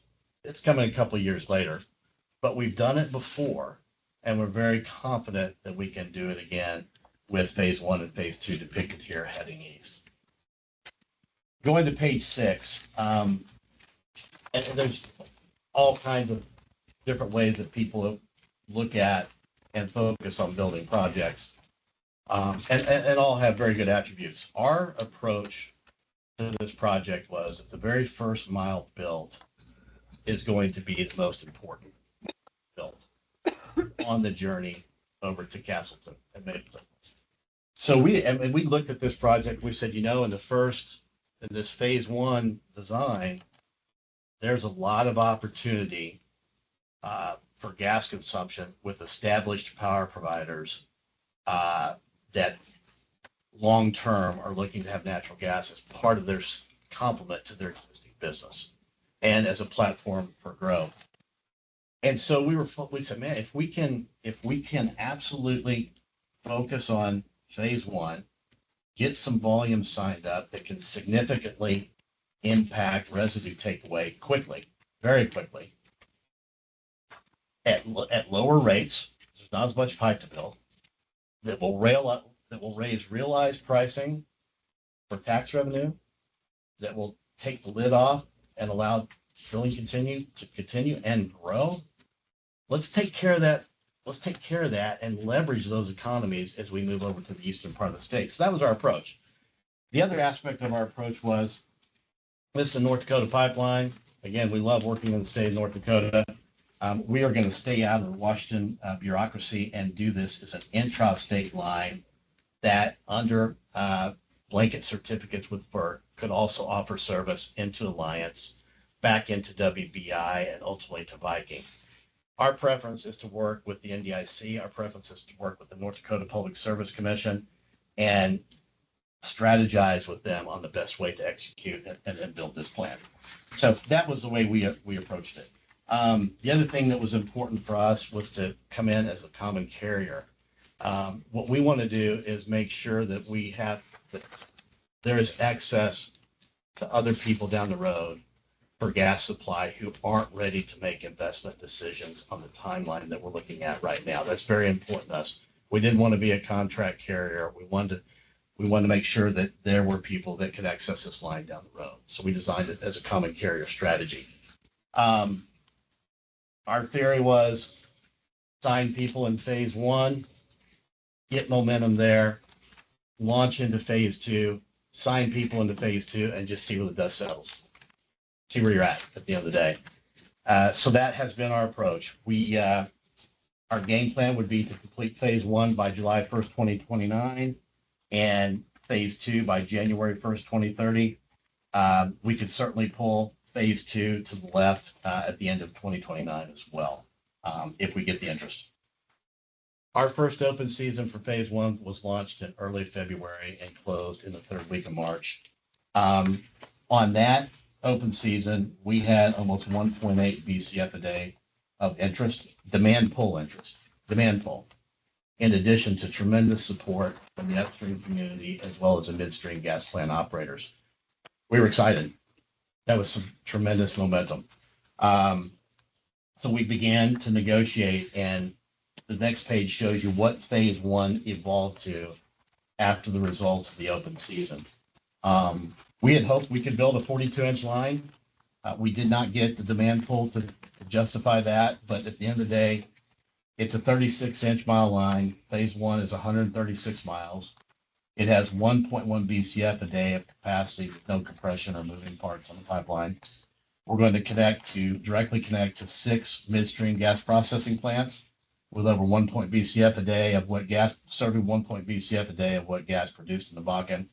And we'll have multiple interstate interconnects with Northern Border and WBI. And I do want to take a moment to mention here with WBI. When we were at Highland, WBI was a very, very important strategic partner for us. We have the utmost respect for them. The Ham family has the utmost respect for them. They have a great leadership team. They've done a great job here in North Dakota, and we think the world of them. And they would be an important part of our project as well, just to make sure you understand that. What we've come up with is July 1, 2029 service date, and our mainline rates are less than 40 cents. When we started this project, as we sit today, and Justin knows this, you try to pick the scenario that you think is the most likely to turn out. When we started this project, we felt like we would need $35 million from the state to help support this. And we felt like with the diameter that we had, there was an opportunity to create credit mechanisms if we actually exceeded minimum throughput targets. As we sit today, we don't have that business lined up yet. So if we were going to say, all right, what are you asking for today? What gets done? What I can tell you today is we've signed all the precedent agreements necessary that if we receive the $50 million support today, would ensure the 36-inch mile pipeline gets built all the way to Cold Creek Station. That's what we have. That's what we have today. But as I've said before, I think that continuing to compete right now to earn more business is a very prudent decision to make. We are competing with Basin, with Minn Kota, with Otter Tail. Do we have agreements signed with them? No. WBI is competing with those same entities as well. Patience is going to be very important. The these companies have very complicated decisions to make with regards to how natural gas complements their footprint. And it's just taking them time. It's just taking them more time than we anticipated. And I just think that in another 90 days or another 120 days, the state will have the opportunity to align with the winner, not try to pick who the winner might be. And it could be us or it could be WBI. But I think another 90 days from now, you have clarity on the best way to invest this tax revenue. As I said earlier, we have invested heavily and generated a lot of tax revenue for the great state of North Dakota. Us as much as anyone else wants to make sure that you guys invest that prudently, whether it's with us or not. If you flip to phase 2, that outcome's been a little bit different for us, Nate, so far. When we were negotiating with Stacy and the other aforementioned utilities, felt like we had enough momentum now to go ahead and launch phase 2. And so we did that in mid-April, and it closed at the end of May. It's 208 miles, 30-inch pipeline, 430,000 decatherms day of capacity. We will have to put compression on this segment of the system to make sure that we get all the way over to Castleton and Mapleton. Our target date's January 1, 2030. And for that stretch to get there, it's an 80-cent rate versus 40 cents, which makes sense with all the additional capital that's required. We have not entered into any preceded agreements with any customers on phase 2. In fact, the demand pull interest that we got in the open season was only 300,000 MMBTUs per day. And if you take a hard look at that, I think that probably 100,000 of that is something that we can hang on continue to negotiate to try to win. We have not been as successful in phase 2. And so as I sit here today, I don't have a path that gets us all the way to Castleton and Mapleton right now. I'm working on it, but we are not there. We have no preceding agreements. We have not even exchanged draft agreements with anyone who's really, really serious about trying to do something over there. It is ongoing discussions at this point in time. And so you all, the commission needs to understand exactly where we're at on phase 2 and what our outlook is for that right now. So we're continuing to work that. If you go to page 9, this is just kind of a calendar of events, and it puts a bow, I think, on everything we've talked about. We launched our phase 1 open season on February 3rd, closed it on March 7th, and it took 90 days to negotiate and execute our precedent agreements with Rainbow Energy Center. 90 days. And during that period of time, we have been negotiating heavily with the other companies as well. And what's different is the interest levels there. We are competing. We're exchanging documents. We're exchanging red lines of documents. We're moving forward. But I don't know what the timetable is for them to make their decision, and I don't know who they're leaning towards. I just know we're competing. That's what you need to understand.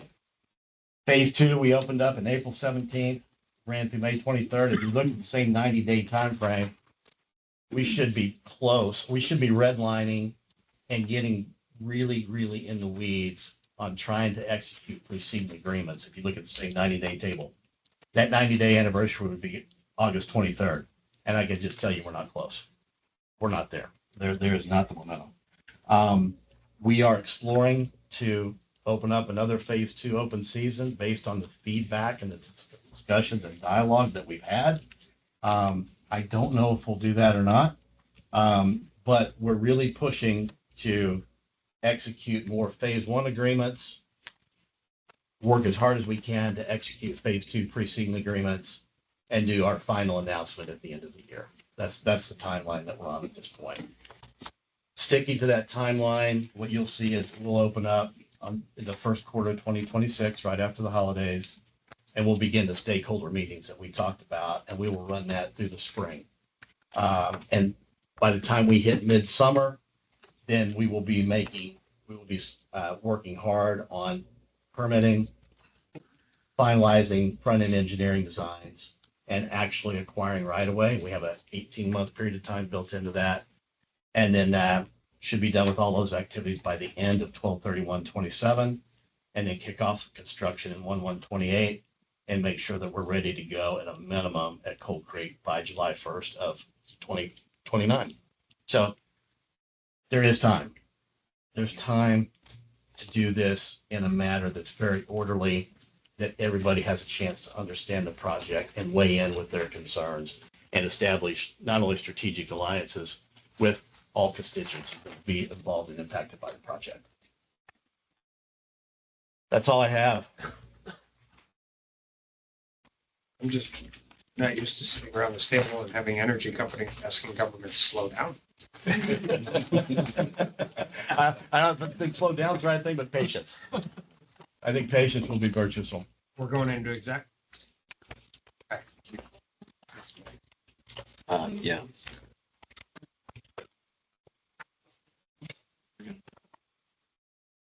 Governor, I move that under the authority of the North Dakota Century Code sections 44-04-18.4, 44-04-19.2, and 54-17.7 and through 12, the Industrial Commission enter into an executive session for the presentation of confidential trade secret, commercial, financial, or proprietary information. Second.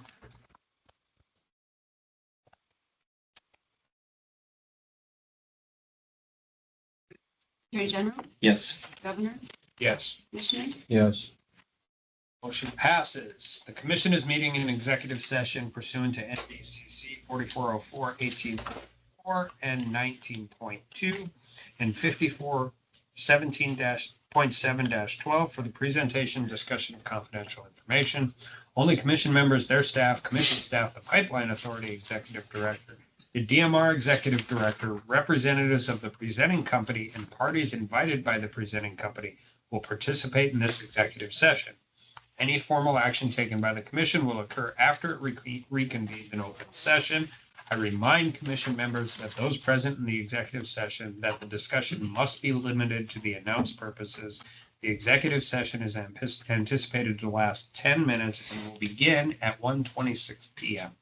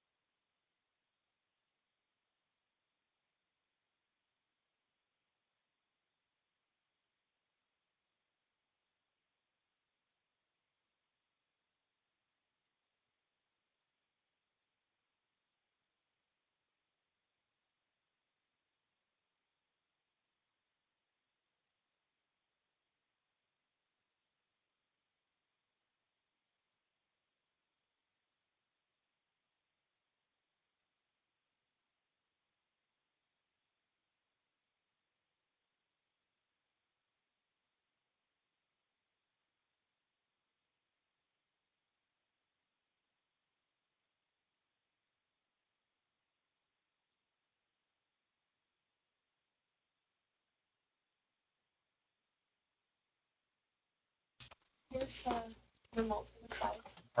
Are we off mute? Yes. For an open session? The executive session has ended at 1:54 PM and the commission has reconvened in open session. During the executive session, confidential information was presented and discussed, but no action will be taken at this time.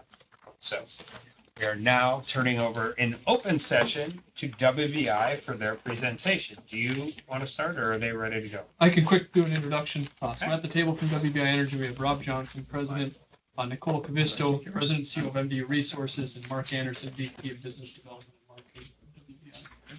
Thank you for coming.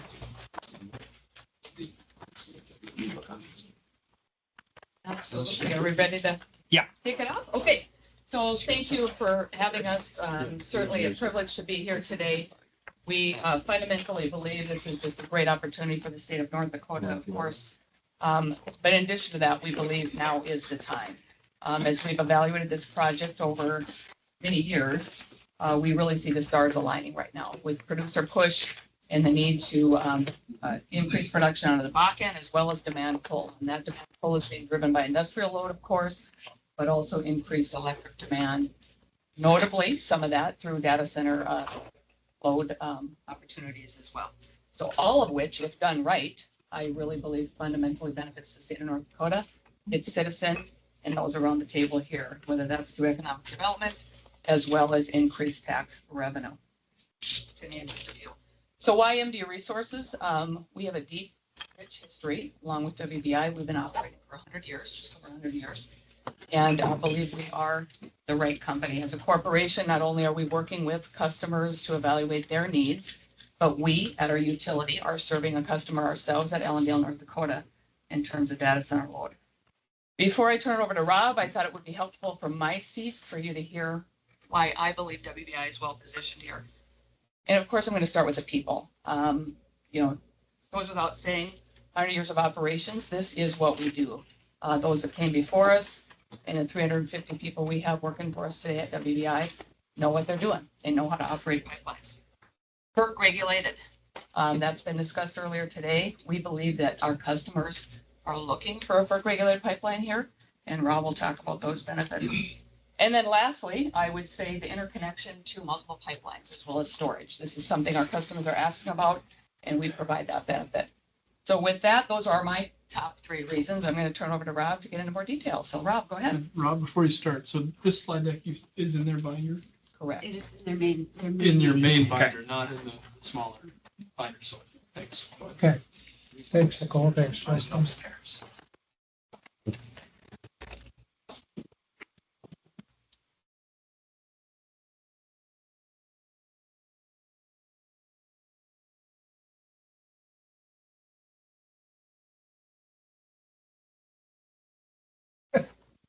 a little All bit right. delayed. Just a little bit of history for those that don't know WBI Energy.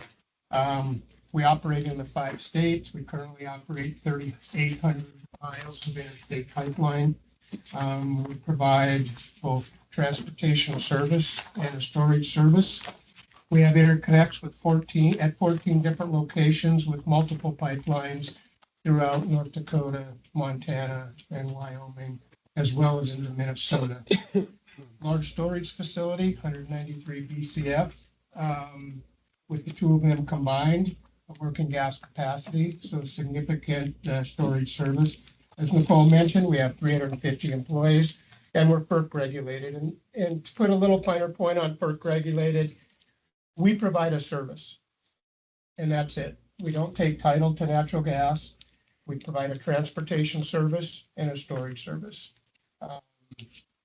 The customers, either upstream or downstream, own the capacity and account for the gas. We currently transport about 60% of the Bakken residue gas to date. And across North Dakota, as you'll see it on one of our maps in a minute, we transport about 68% of all gas used by end-use customers.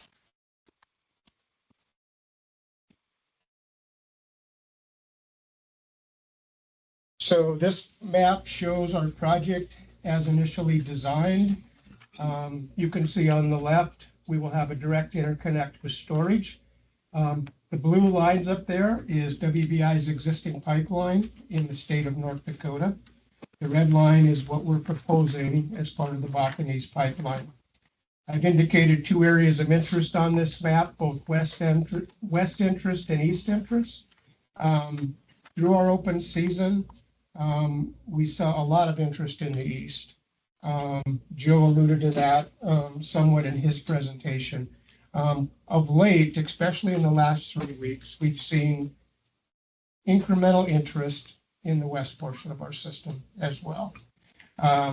We're very encouraged by what we've seen here. I'll point out on the map, we do have a line extending from the main line that we've originally had proposed, an 80-mile lateral to Ellendale.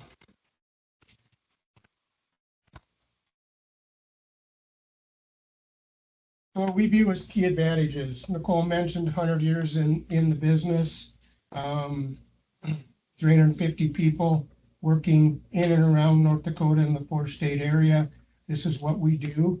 We have a very integrated set of assets in the Bakken. Most recently, our North Bakken expansion, which was a pipeline, 24-inch pipeline bored under the lake that runs from Tioga to near Watford City. We have access, direct access via our pipeline to 24 different processing facilities in the Bakken. And we believe this so not only supports additional growth for Bakken production, but enhances economic development across the state of North Dakota, that I'll talk to in a minute. Some of the key advantages as we view our pipeline project: no stacking of rates. When you look to interconnect with WBI's existing system and this new pipeline. So in other words, of those 14 interconnects that I mentioned, you can pull gas on any one of them, take it to any location on this pipeline for one rate and one fuel charge. Direct access to storage. We think that's important not only for end users, but for producers. If you have a freeze-off in the Bakken, which we often experience when it's 35 below, end users have access to storage to supplement that gas that may be frozen off or whatever. And the same is true for producers. If there's a turnaround at a plant or downtime at any industrial, producers want their gas to flow each and every day.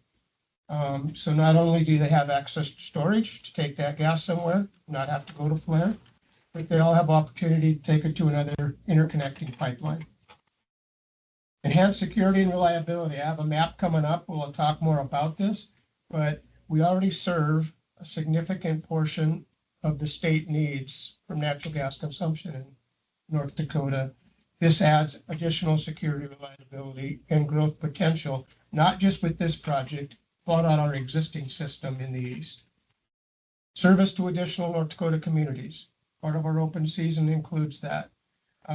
New communities along the route that have been asking for natural gas for some time.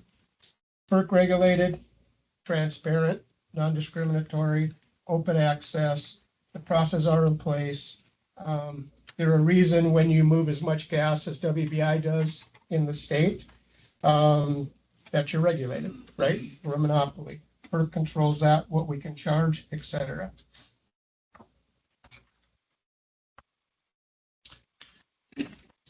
So as our project is designed to date, this has been fluid and it still may change again. We are looking at 2 phases. The first phase to that Highway 83 area. The second phase from Highway 83 east. What I can tell you is if the need is to have all this built in one construction season, we will do that. It will all depend on the interest of the parties, where they're located. Our current timeline is to have this in service of 2029, with the second phase in service in November of 2030. Currently 36-inch pipe for the first, I'll say phase 1. That has been, that potential of moving that further to the east is becoming more and more apparent with the amount of volumes that are being required. So while this is current design, this still may shift over time. We will have compression as noted here and interconnects with Northern Border, which we already have 6 interconnects with Northern Border currently, a new interconnect with Alliance and Viking, which we currently have Viking in place today. This map is what I feel is the most strategic map for when you're looking at North Dakota. If you look at the west side of this map, the Bakken region, you can see how our pipeline interconnects with those 24 plants that I mentioned directly. The shaded greenish light is our new pipeline. The orange pipe is Northern Border, which is full. There's an expansion on Northern Border happening, but that capacity will be full in not too distant future before this new pipe even comes online. The gray pipe kind of on the eastern side of North Dakota, that's Alliance Pipeline, which we intend to interconnect with. And then Viking is just on the west side of Minnesota, there over by Grand Forks and south towards the cities. So you can see the value that this can bring to the producing and processing community in the Bakken. To the east side of this, I've highlighted our existing system, and we will interconnect with our existing system at 4 different locations. Our pipelines are bidirectional. That's how we operate them. Gas can flow both directions. So when I say it adds enhanced security and reliability, by interconnecting at these 4 spots, that's a significant amount of gas to backfill those needs, and it provides incremental growth on our existing system from Bismarck to Jamestown to Fargo and north towards Devil's Lake, just by way our system is configured today. So at the end of the day, we think there's a lot of strategic value for the entire value chain and the state of North Dakota. So what have we done to date? On the main 350 miles from Watford City to Mapleton, North Dakota, we have been out talking with landowners. We have permission to survey on 85% of the route to date. On the Ellendale lateral, we've received permission for 20% of that route to date. We've got 150 miles of wetland general habitat surveys completed, 54 miles of cultural surveys, staging yards completed, and 205 miles of special status species surveys completed. In other words, more the endangered species type, the rough grouse, the moss, those things that FERC requires us to look at and the EPA requires us to look at. So with that, my summary slide, the state support, we don't view the state support as a subsidy. We really view this as a bridge. The timing, Joe mentioned, these projects are significant. Each one of these projects, these data centers, are as big or bigger than this pipeline in its entirety. There's a lot of time to get to final investment decisions for all these companies. So the state support allows a bridge to manage that, those difference in timings for those customers. It also makes rates overall more competitive for everyone. Like I mentioned, this will provide incremental egress capacity for Bakken operators, which is a win for the state. This will provide increased access to natural gas for North Dakota communities, commercial users, industrial users, and the like, power gen, and all. And it supports potential upsizing of this pipeline for long-term economic growth and strategic value in the state. That's our view. Without state support, we will continue with this project. We will more likely right size, because at some point you do need a return for your investment, and it's a significant investment. So with that, the last thing I'd like to thank Joe for calling us out. We have had a long-term relationship with Highland Partners Continental Resources, Rainbow. When WBI became an open access pipeline company 40 years ago, this year actually, we were split off from MDU. MDU was our first customer. Rainbow Gas was our second customer. So a long history of working with them. With that, anything to add? Cool. That summarizes my.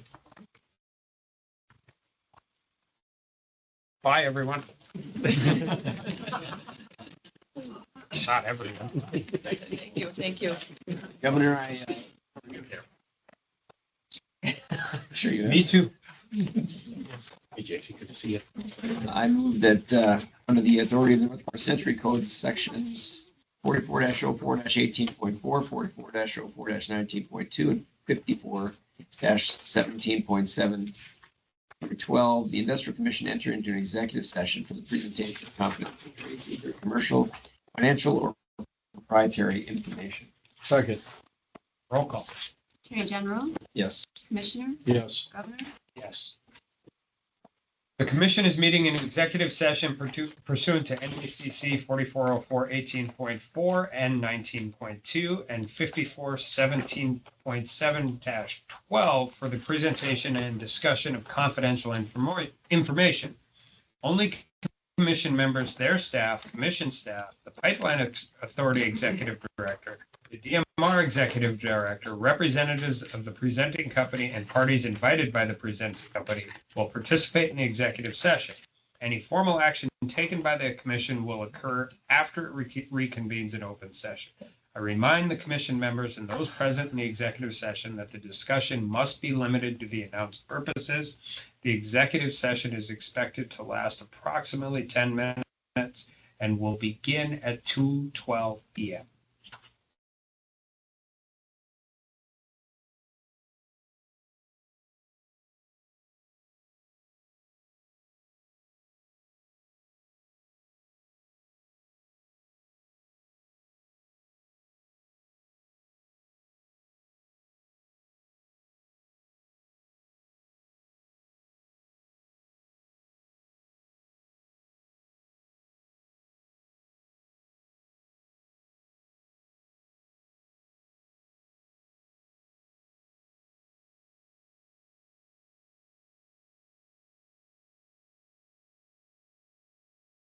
Then also check the, for the ones that just did. You can see it. Yeah. It's the same.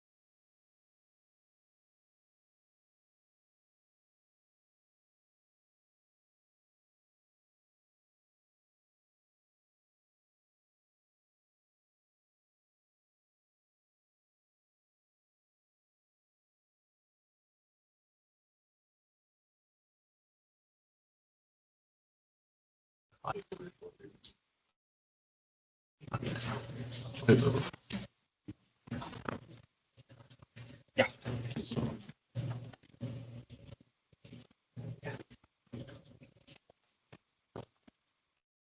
The executive session has ended at 2:34 PM and the commission is reconvened in open session. During the executive session, confidential information was presented and discussed. No action will be taken at this time.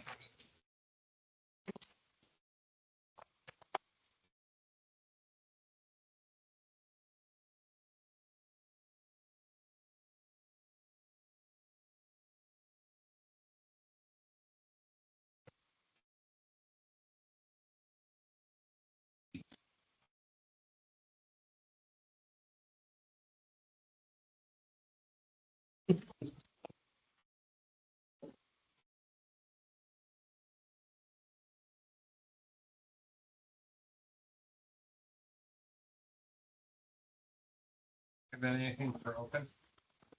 No additional,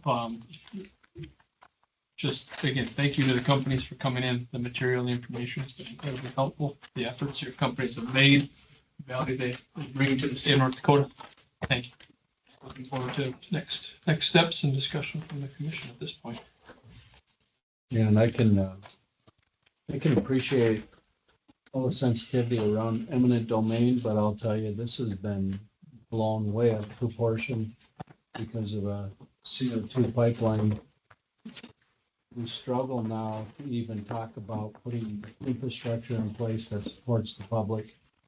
And it's unfortunate that we've allowed this to be taken hostage, and I hope going forward that we can move out of these types of discussions, because we have a history of all these companies, many companies in this state that do business here. They go out and secure easements. They do a good job with that. And just hate to see all this conversation come up and derail us and sidetrack us when we need to talk about things that are for the public good. So thank you for that. I don't care if it's a highway, a railroad bridge, transmission line, or pipeline. We are the geographic center of North America, and we produce a whole lot of things we don't consume here. If we Absolutely. cannot get our products to market, we do not have an economy. My God, we have power lines that need to go in rural areas, phone lines, fiber optic, and transmission lines and roads, and it just, yeah. I will say this, because I think we are going to have, I think we're going to, at least at the August meeting, if not before. I mean, so my request to you two as commissioners, if there's any more detailed information you need, either get a hold of Justin, get a hold of Karen, get a hold of the companies, have this conversation. We have been kicking the tires on this since as long as I've been in the state legislature in 2013. I am absolutely more confident at this point in time that we are actually realizing something that we have known is going to be needed for a very, very long time. That's the good news. The bad news is I have a whole bunch of my friends and the friends of the state of North Dakota that are competing against each other, which means we have tough decisions to make, but it's a whole lot better than not having any decision to make. I appreciate both WBI and Intensity and the people involved in this. And I don't just mean today, and I don't just mean in the process. I mean, grinding through this for the last 6 to 8, for creating some of the economic activity that's actually going to use this gas, and for being a part of this conversation for as long as we had. I joked, I wish one of you could build a DeLorean and go back in time, and we could be having a whole different conversation right now. But we have gone from, how long have we been talking about this, Justin? 10 plus years. Yeah. And we are moving forward, and we will take the time that each commissioner needs to get whatever questions they need answered. But at the same time, we're not just going to kick this around for the sake of kicking it around. So as we move through before our next meeting, I would just really appreciate that everybody, we all move with the velocity that this project deserves, and the companies that are bidding on it deserve as well. With that, we have to do We need some oil and gas. Yeah, we have DMR orders. Yeah, thanks for the presentations. They Yeah, were thank you. all very well. Drew put us an hour behind schedule this morning. Telling jokes for just. He's never talked this much. Thank you. That is absolutely not true. There's they always. Thank you. Thank you all. See you later. Thank you, guys. Thanks, you guys. Thank you. See you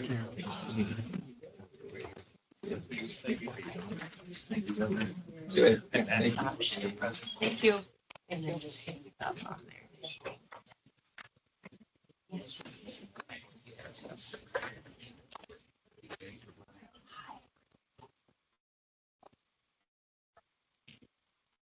Boy, is that a.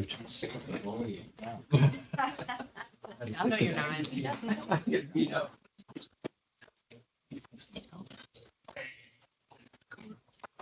Yes. 675. We might have.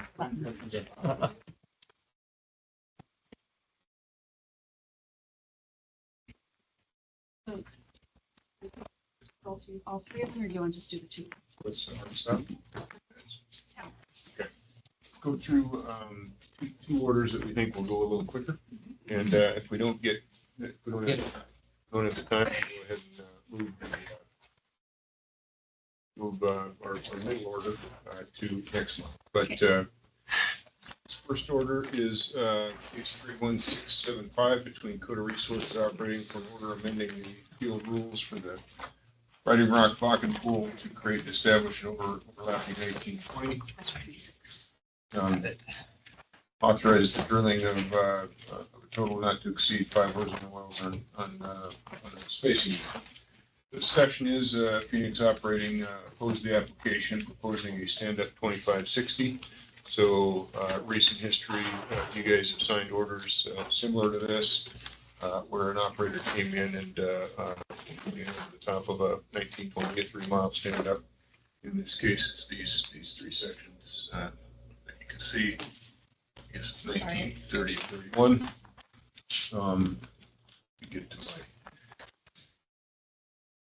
order, and Phoenix's proposal would require sections 30 and 31 to be developed with 2-mile horizontal wells, but all 4-mile horizontal wells generally have had better economics than 3-mile horizontal wells, and both 3 and 4-mile laterals are better than 2-mile laterals. So Coda's development would show essentially 2 3-mile or stand-up 1920 development versus economic 3-mile development versus 4-mile and a 2-mile development, which 2-mile development would generally be economic. I mentioned Phoenix appeared in opposition. Phoenix proposed to establish sections 6, 7, 18, and 19 and stand up. Let's see if there's this is their Coda's. And then there's Phoenix's proposal. Phoenix testified the establishment of the stand-up 1920 spacing unit described in the sections is not fair to the owners in section 19, since the Riding Rock well has produced about 600,000 barrels of fluid.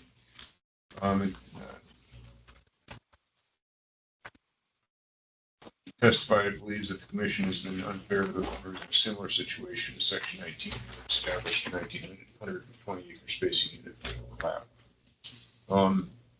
I'll say the commission notes that numerous 1280 spacing units established in economically challenged areas of the Bakken Play, where operators have chosen not to further develop on 1280 spacing units basis that have one horizontal line between them to hold leases with improved technology and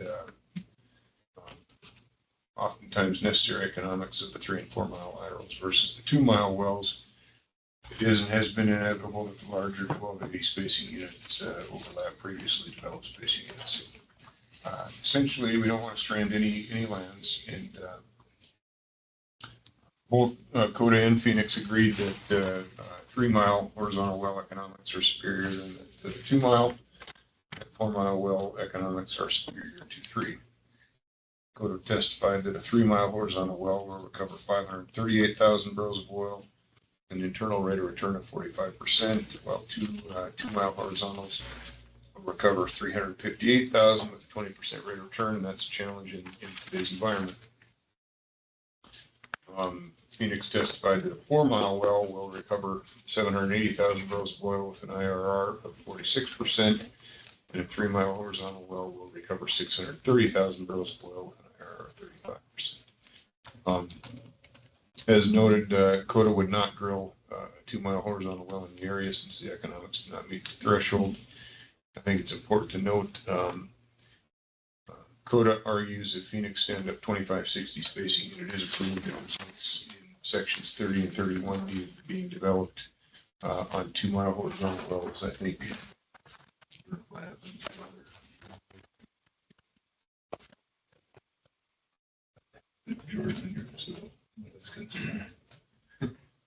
section 30 and 31 being developed in a 2-mile status, providing Phoenix with the best well economics while forcing the worst well economics on CODA. CODA's stand-up 1920 acre spacing unit developed scenario results in between 48,000 barrels and 968,000 barrels of additional oil recovery, and a more equitable internal rate of return for section 6, 7, 18, 19, 30, and 31. And therefore, thereby it prevents waste and better protects correlative rights. And I believe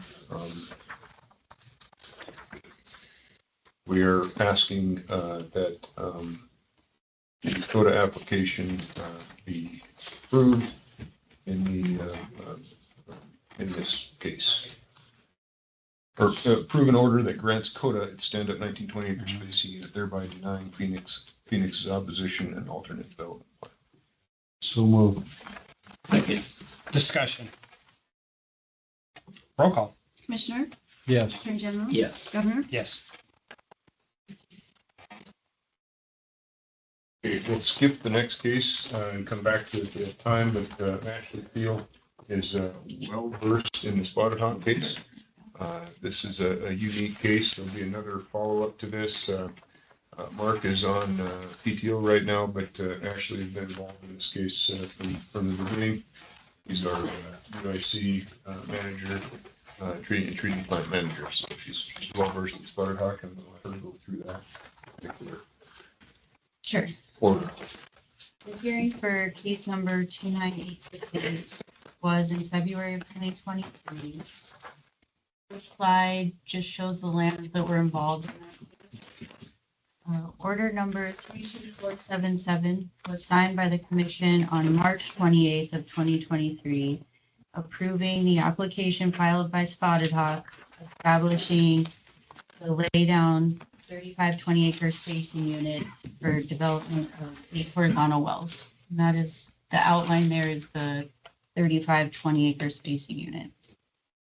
After the order was signed in March of 2023, the 3 affiliated tribes of the Fort Berthold Indian Reservation filed a petition for rehearing on April 12th, 2023, pursuant to NBCC 2032.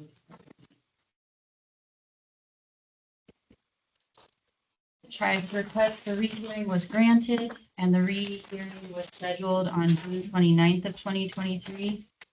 Numerous joint motions to continue were filed, the last of which requested to continue the rehearing to June of 2025. On May 27th, 2025, a letter was sent to the tribe stating the rehearing was scheduled for the June 26, 2025 docket.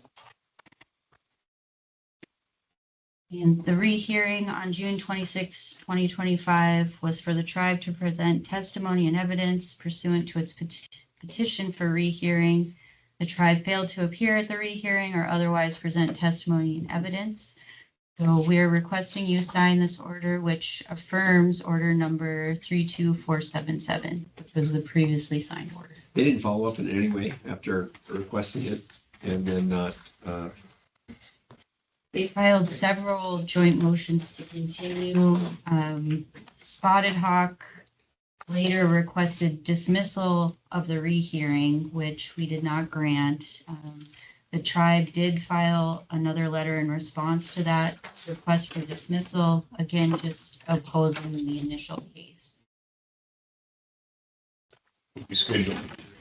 Nobody should. As part of this hearing, or this unit here, is there a reason that the south half of 21 is not included? Or is that part of another spacing unit? You know, I would have to get back to him on that. I'm not positive. We have to get back to you. There is a follow-up case that's going on right now that contemplates, I believe, section 19. That will be forthcoming to all in the coming months, but that's not ready yet. As far as the south half of section 21, I don't have an answer for you. I mean, It's an odd configuration, sure. Yeah, it's right under the lake, pretty difficult area. Those are pretty significant step outs. So 2 miles, you almost go 2 miles to the south and a little bit to the east before you even begin to touch your productive rock. So pretty topographically challenged area and just really long regions before you can even get to your productive rock. I can appreciate what they're doing and how they're developing this. It just seemed odd you leave that piece out, knowing we have the technology to do it now. So there's got to be a reason. I just don't have the answer for you right now. With that and all the information that's been submitted, I move the order. Second. Discussion? Roll call. Commissioner, Yes. Attorney General, Governor, Yes.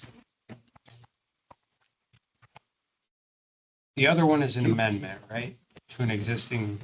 No, the other one actually takes quite a while to walk through. So if we don't have time, we have checked before this, we can move this one off to the August meeting. But it would take probably 15 minutes to walk through the intricacies of it. So I built myself over an hour of a hard buffer, but I have a hard buffer. We can. But I don't want to slow down industry either. Justin do it. Yeah, I have to be done in 8 minutes. Oh, in 8 I minutes? have to Oh, be done. then we can't. Yep. We checked before and it's okay. Okay. Wanted to make sure that we didn't slow down industry and did a good spot. Yeah, it's your fault. My fault. Notify industry. are we adjourned?